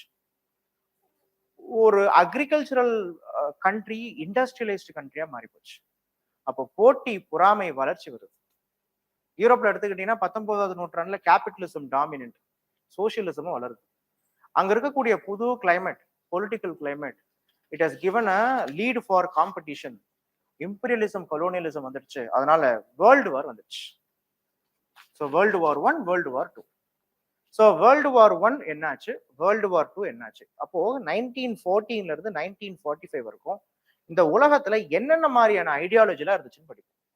கம்யூனிசம்னா என்ன, சோசியலிசம்னா என்ன, இம்பீரியலிசம்னா என்ன, ஓகே, முக்கியமா உங்களுக்கு லிபரலிசம்னா என்ன, லேசஸ் ஃபேர் பாலிசினா என்ன, ஃபாசிசம்னா என்ன, நாசிசம்னா என்ன, ஹிட்லர் யாரு, முசோலினி யாரு, ஜப்பான்காரனுங்க திடீர்னு அப்படி ஆனாங்க, இதெல்லாம் நம்ம படிப்போம். ரஷ்யன் ரெவல்யூஷனை பத்தி படிப்போம். இது எல்லாமே இன்னைக்கு பிராக்டிக்கலா இருக்கும். இன்னைக்கு நீங்க மாடர்ன் வேர்ல்டை பத்தி புரிஞ்சுக்கணும்னா நீங்க இதெல்லாம் கண்டிப்பா புரிஞ்சுக்கணும். ஓகேவா? நம்ம இன்னைக்கு சொல்றோம்ல, குளோபலைசேஷன் போய் இன்னைக்கு நியோ குளோபலைசேஷன் வந்துருச்சு. கொலோனியலிசம் போய் நியோ கொலோனியலிசம். இந்த டேர்ம்ஸ் எல்லாம் புரிஞ்சாதான், இந்த டேர்ம்ஸ் எல்லாம் உங்களுக்கு என்னன்னு தெரிஞ்சாதான் answer more or less. UPSC optional is not about how much you know, it is about how much you right, how much you practice. மனசுல இருந்தாதான் அது எழுத்தா வரும், பேச்சா வரும். அப்போ கிளாஸஸ்ல என்ன பண்ணுவோம் அப்படின்னா, இது முக்கியமான இந்த கீ டேர்ம்ஸ், இந்த ஃபேக்ட்ஸ் எல்லாம் ஓகே உங்களுக்கு ஒரு எக்ஸ்பிளனேஷன் கொடுத்துருவாங்க. You are free to create your own definition and explanation. But சில இடத்துல இன்பில்ட் எக்ஸ்பிளனேஷன் இருக்கும். கொலோனியலிசம்னா இதான் இருக்கும். இந்த மாதிரியான சில பேசிக் டேர்ம்ஸ் என்ன பண்ணுவாங்கன்னா உங்களுக்கு மெட்டீரியல்ஸாகவும் கொடுத்துருவோம். கிளாஸ்ல நடத்தும் போது அதை நம்ம டீச் பண்ணுவோம். மோர் ஆர்லெஸ் என்னுடைய கிளாஸ் எப்படி இருக்குன்னா, மேக்சிமம் நான் எழுதி தான் நடத்துவேன். ஓகே, மேக்சிமம் இப்போ இந்த அப்ரோச் தான் நடத்துவேன். I will teach and I will write. Okay, and then I will, என்னால சில விஷயத்த டீச் பண்ண முடியாத சில ஏரியாவை, அதாவது கிளாஸ்ல டீச் பண்ணாலும் நோட்ஸ் வந்து உங்களுக்கு தனியா வந்துடும். ஸோ அதனால இந்த மாதிரியான மைனர் சப்போர்ட்ஸ், எல்லாம் மேஜர் அண்ட் மைனர் சப்போர்ட்ஸ், சின்ன சின்ன டீடைல்டு சப்போர்ட்ஸ் கூட உங்களுக்கு வந்துடும். அண்ட் ஃபைனலா நீங்க எடுத்துக்கிட்டீங்கன்னா வேர்ல்டு வார் 1, வேர்ல்டு வார் முடிஞ்சு அதுக்கப்புறம் okay disintegration of Soviet Union படிப்பீங்க. World war 1, world war 2. World war 1 and 2 முடிஞ்ச பிறகு இந்தியா இண்டிபெண்டன்ஸ் ஆயிடுச்சு. யுனைடெட் நேஷன் ஆர்கனைசேஷன்ஸ்லாம் வருது. ஸோ கோல்டு வார் வந்துச்சு. எப்படி வந்து பாத்தீங்கன்னா யூஎஸ்ஏ டாமினேட் ஆச்சு, எப்படி ஓகே யூஎஸ்எஸ்ஆர் உடஞ்சது, இதெல்லாம் உங்களுடைய சிலபஸ். அதாவது 1991 வரைக்கும் உங்களுடைய சிலபஸ்ல கொடுத்துருக்காங்க. இன்னைக்கு இது லேட்டஸ்ட் சிலபஸ் எடுத்துக்கிட்டீங்கன்னா ரைஸ் ஆஃப் யூஎஸ்ஏ வரைக்கும் 2003 வரைக்கும் கொடுத்துருக்காங்க. ஸோ 2003 வரைக்கும், 2003க்கு அப்புறமா நீங்க கரண்ட் அஃபேர்ஸ் படிச்சீங்கன்னா அதான் இன்னைக்கு நடந்தது. 2003 வரைக்கும் ஏன் கொடுத்துருக்காங்கன்னா அதுதான் அமெரிக்காவுடைய எண்ட், விச் மீன்ஸ் 2003 வரைக்கும் யூஎஸ் உடைய டாமினன்ஸ் இருக்கும். 2003க்கு மேல it is the rise of multipolar world. Look, 1945 world war முடிஞ்ச உடனே the rise of bipolar world. USA, USSR. 1945 to 1991 it was bipolar only. 1991 to 2003 it was the rise of unipolar world. Unipolarனா America மட்டும்தான், அவன் வச்சதுதான் சட்டம். ஆனா 2003 மேல many factors came, many regional institutions came. India is now strong, China is strong, BRICS is strong, okay, முக்கியமா ASEAN strong, SCO strong ஆகுது, many regional group strong. அப்போ இந்த ரீஜனல் குரூப்ஸ்லாம் என்ன பண்றாங்க, என்ன அவங்களுடைய இம்பாக்ட், இந்த வேர்ல்டு ஹிஸ்டரி மட்டும் 1947க்கு அப்புறம் நிறைய நீங்க என்ன படிப்பீங்க அப்படின்னா கரண்ட் அஃபேர்ஸ் ஏரியா தான் படிப்பீங்க. உலகத்துல நடக்கிற ஒவ்வொரு இஷ்யூ பத்தி உங்களுக்கு ஓரளவுக்கு தெரிஞ்சிடும். இஸ்ரேல் பாலஸ்தீன் ப்ராப்ளம் என்ன, ஓகே, ஏன் எஜிப்த் வந்து பார்க்கும்பொழுது இஸ்ரேலை எதிர்க்கிறாங்க, இங்க கொரியால என்ன ப்ராப்ளம், நார்த் கொரியா சவுத் கொரியால இன்னமும் என்ன பிரச்சனை, தாய்வானுக்கு ஏன் யூஎஸ்ஏ சப்போர்ட் பண்றான், சவுத் கொரியாக்கு ஏன் யூஎஸ்ஏ சப்போர்ட் பண்றான், ஜப்பான் ஏன் 1947க்கு அப்புறமா பெரிய ஆர்மி அவங்க வச்சுக்கல, ஏன் ஜப்பானுக்கு இப்போ அமெரிக்கா மாரல் சப்போர்ட் பண்றான், பக்கத்திலே இருந்த நாடு சைனா, ஆனா சைனாவும் ஜப்பான் ஏன் சண்டை போட்டுக்கிறாங்க,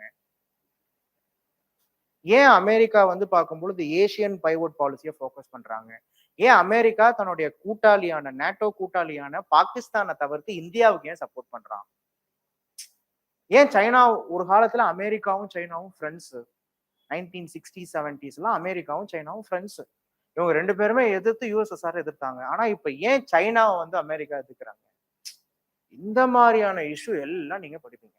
இது எல்லாம் ஒரே கிளாஸ்ல முடியாது, கை வச்சு அப்படியே போய்கிட்டே இருக்கும், டீப்பா போயிட்டே இருக்கும். But this is what we are going to study as outline.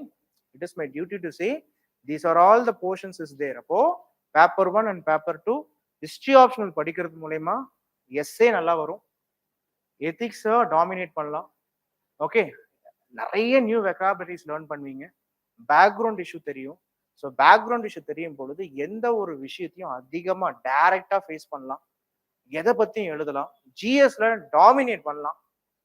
Because modern இந்தியாவில் நீங்க படிக்கக்கூடிய பிலாசபி ஐடியாலஜி தான் உங்களுடைய சொசைட்டிலையும் வரும் அண்ட் ஓகே கவர்னன்ஸ் பார்ட்லயும் வரும். ஸோ ஹிஸ்ட்ரி அப்படின்ற சப்ஜெக்ட் பார்க்கும் பொழுது when compared to other subject it is also one of the subject which is having its correlation with GS high.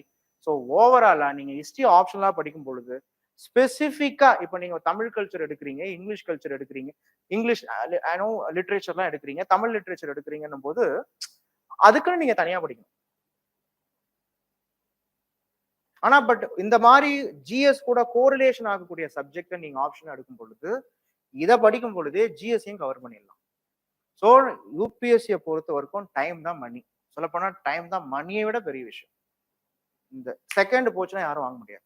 அப்போ எந்த அளவுக்கு நீங்க டைமை ஸ்பெண்ட் பண்ணி டெடிகேட்டிவா படிக்கிறீங்களோ அந்த அளவுக்கு உங்களுடைய preparation will get smoother and easier. திருப்பி சொல்றேன், இந்த ஆப்ஷனல் படிச்சாதான் யூபிஎஸ்சி பேனல் போர்டு கிளியர் பண்ணுவாங்க அப்படின்னா கிடையவே கிடையாது. ஜுவாலஜி படிச்சாலும் கிளியர் பண்றாங்க, மெடிசினல் சயின்ஸ் படிச்சவங்களும் கிளியர் பண்றாங்க, மேத்தமேட்டிக்ஸ் படிச்சவங்களும் கிளியர் பண்றாங்க. பட் அவங்க எல்லாருக்குமே என்ன இருக்கு, அந்த சப்ஜெக்ட் மேல இன்ட்ரெஸ்ட் இருக்கு, கைடன்ஸ் கொடுக்கறதுக்கு மென்டரிங்க்கு சப்போர்ட் இருக்கு, ரிவிஷன் பண்றாங்க, ப்ராக்டிஸ் பண்றாங்க. ஸோ இதைத்தான் நான் உங்களுக்கு சொல்ல ஆசைப்படுறேன். கான்செப்ட் புரியுதா? ஸோ நெக்ஸ்ட் ஓகே, ஸோ உங்களை பொறுத்த வரைக்கும் உங்களுக்கு ஃபீஸ் 30,000 ஃபீஸ். கோர்ஸ் டியூரேஷன் வந்து பாத்தீங்கன்னா ஜான்வரி, அதாவது பொங்கலுக்கு முன்னாடி பிளான் சிலபஸ் முடிச்சிடும். அடுத்த 3-4 மாசம் நீங்க எக்ஸ்க்ளூசிவாவே பாத்தீங்கன்னா நீங்க உங்களுடைய ப்ரிலிமினரி எக்ஸாமினேஷன் தான் படிக்கிற மாதிரி இருக்கும். ஸோ அதுக்கு முன்னாடியே சிலபஸ் முடிச்சிருவோம், ஓகேவா? உங்களுக்கு கிளாஸஸ் வீக்கெண்ட்ல நடக்கும், ஓகே. வீக்கெண்ட்ல நடக்கும்போது உங்களுக்கு டெடிகேட்டிவா 3.5 hours 9 to 1 அப்படிதான் நடக்கும், நடுவில் ஒரு பிரேக் இருக்கும், okay. Every weekend you will have class. Test வந்து பார்க்கும்போது செப்பரேட்டா ஒரு டேல நடக்கும், okay. And this particular history optionals உங்களுக்கு ஒவ்வொரு சாப்டரும் பாத்தீங்கன்னா உங்களுக்கு டெஸ்ட் நடந்தோம். டெஸ்ட் ஆன்சர் நான் தான், என் முன்னாடி நான் தான் உங்களுக்கு கரெக்ஷன் பண்ணி கொடுப்பேன், okay. So myself I am Sankara Narayan. I am assistant professor by profession. I have teaching experience of 8 years. So இந்த வருஷம் ஓகே என்னுடைய 9th year ஸ்டார்ட் ஆகுது வெற்றிகரமா. அது ஜூலைல ஆரம்பிச்சிருச்சுன்னா ஜூலை 27 மேலே this is my 9th years of UPSC teaching journey. அதனால இந்த 9 yearsல I have accumulated certain knowledge, so I want to share it with you. So this is what all is about. மற்றதெல்லாம் நம்ம கிளாஸ்ல நிறைய விஷயங்களை லேர்ன் பண்ணுவோம். And so this is what about today session. Next week Sunday same time period we are entering in to the subject. Syllabus ஜெர்னியை நோக்கி போகிறோம். இன்னைக்கு நான் அவுட்லைன் தான் சொல்லியிருப்பேன். அடுத்த கிளாஸ் சிலபஸ்ல இருக்கக்கூடிய ஒரு விஷயத்தை எடுத்துக்கிட்டு ப்ரீவியஸ் இயர் கொஸ்டின் பேப்பர் எடுத்துக்கிட்டு இதை எப்படி படிக்கணும் அப்படின்றது சொல்லுவேன். It is also open to all. So உங்க ஃப்ரெண்ட்ஸ் கிட்டையும் சொல்லுங்க. ஸோ அடுத்த கிளாஸ்ல இருந்து சப்ஜெக்ட் கொஞ்சம் டீப்பா போக ஆரம்பிக்கும். Then finally you decide what to be chosen. Okay, so hope today session is understandable. Any doubts? என்ன டவுட் இருக்கா? என்ன டவுட் இருக்குங்களா? டவுட் இருந்தா கூட கேளுங்க. Okay, I will share my number in upcoming days. எப்போ வேணாலும் வந்து பார்க்கும்பொழுது 24/7/365 ஐம் அவைலபிள். ஓகே, ஸோ அதனால ஆன்லைன் ஸ்டூடெண்ட்ஸ் இந்த தடவை என்ன பிளான் பண்ணியிருக்கோம் அப்படின்னா, இப்போ சர்டன் ஆன்லைன் ஸ்டூடெண்ட்ஸ்லாம் வந்து தமிழ்நாட்டில் நீங்கள் எந்த மாவட்டத்தில் இருந்தாலும் இப்போ எனக்கு வந்து ஒரு டைரக்டான ஒரு இன்புட் வேணும் சார். நீங்கள் சென்னைக்கு வரும்போது நம்ம பார்த்துப்போம். And our institution and myself plan to meet students in their places itself. ஏன்னா ஒர்க் போயிட்டு இருப்பாங்க. எனக்கு ஒரு நாள் ஒரு சப்போர்ட், எனக்கு ஒரு என்ன பண்ணணும்னு மட்டும் வந்து சொன்னீங்கன்னா ஓகே ஹெல்ப் பண்ணுவோன்ற மாதிரி we will go, our team will come and they will okay supportive. இந்த மாதிரியான சப்போர்ட்டிவ் சிஸ்டமும் நாம இந்த வருஷத்துல வந்து பண்ணலான்றோம் சில ஒர்க்கிங் ஸ்டூடெண்ட்ஸ் வர முடியாதவங்களுக்கு. ஸோ அதனால this is what about today's class. So will see இந்த next class next Sunday same time period. அடுத்த கிளாஸ்ல இருந்தா ரியல் வரலாறு ஆரம்பிக்குது. இப்போ சும்மா ஒரு ட்ரெய்லர் தான். ஓகேவா? அடுத்த கிளாஸ்ல இருந்து சீரியஸாவே சப்ஜெக்ட் எப்படி போகும், எப்படி கொஸ்டின் ஆன்சர் ரைட்டிங் எப்படி பண்ணணும் நெக்ஸ்ட் கிளாஸ்ல இருந்து பார்க்கலாம். ஓகே, நெக்ஸ்ட் கிளாஸ்ல வந்து சொல்லிடுறேன். ஓகே, புக் லிஸ்ட் எல்லாமே நெக்ஸ்ட் கிளாஸ்ல சொல்லிடுறேன். ஆப்ஷனல்ஸுக்கு புக்ஸ் நாமளே கொடுத்துருவோம். முக்கியமான ஒரு ஒவ்வொரு சாப்டருக்குமான பேப்பர் 1 பேப்பர் 2 புக்ஸ்லாம் கொடுத்துருவோம். சரியா? Bye, take care.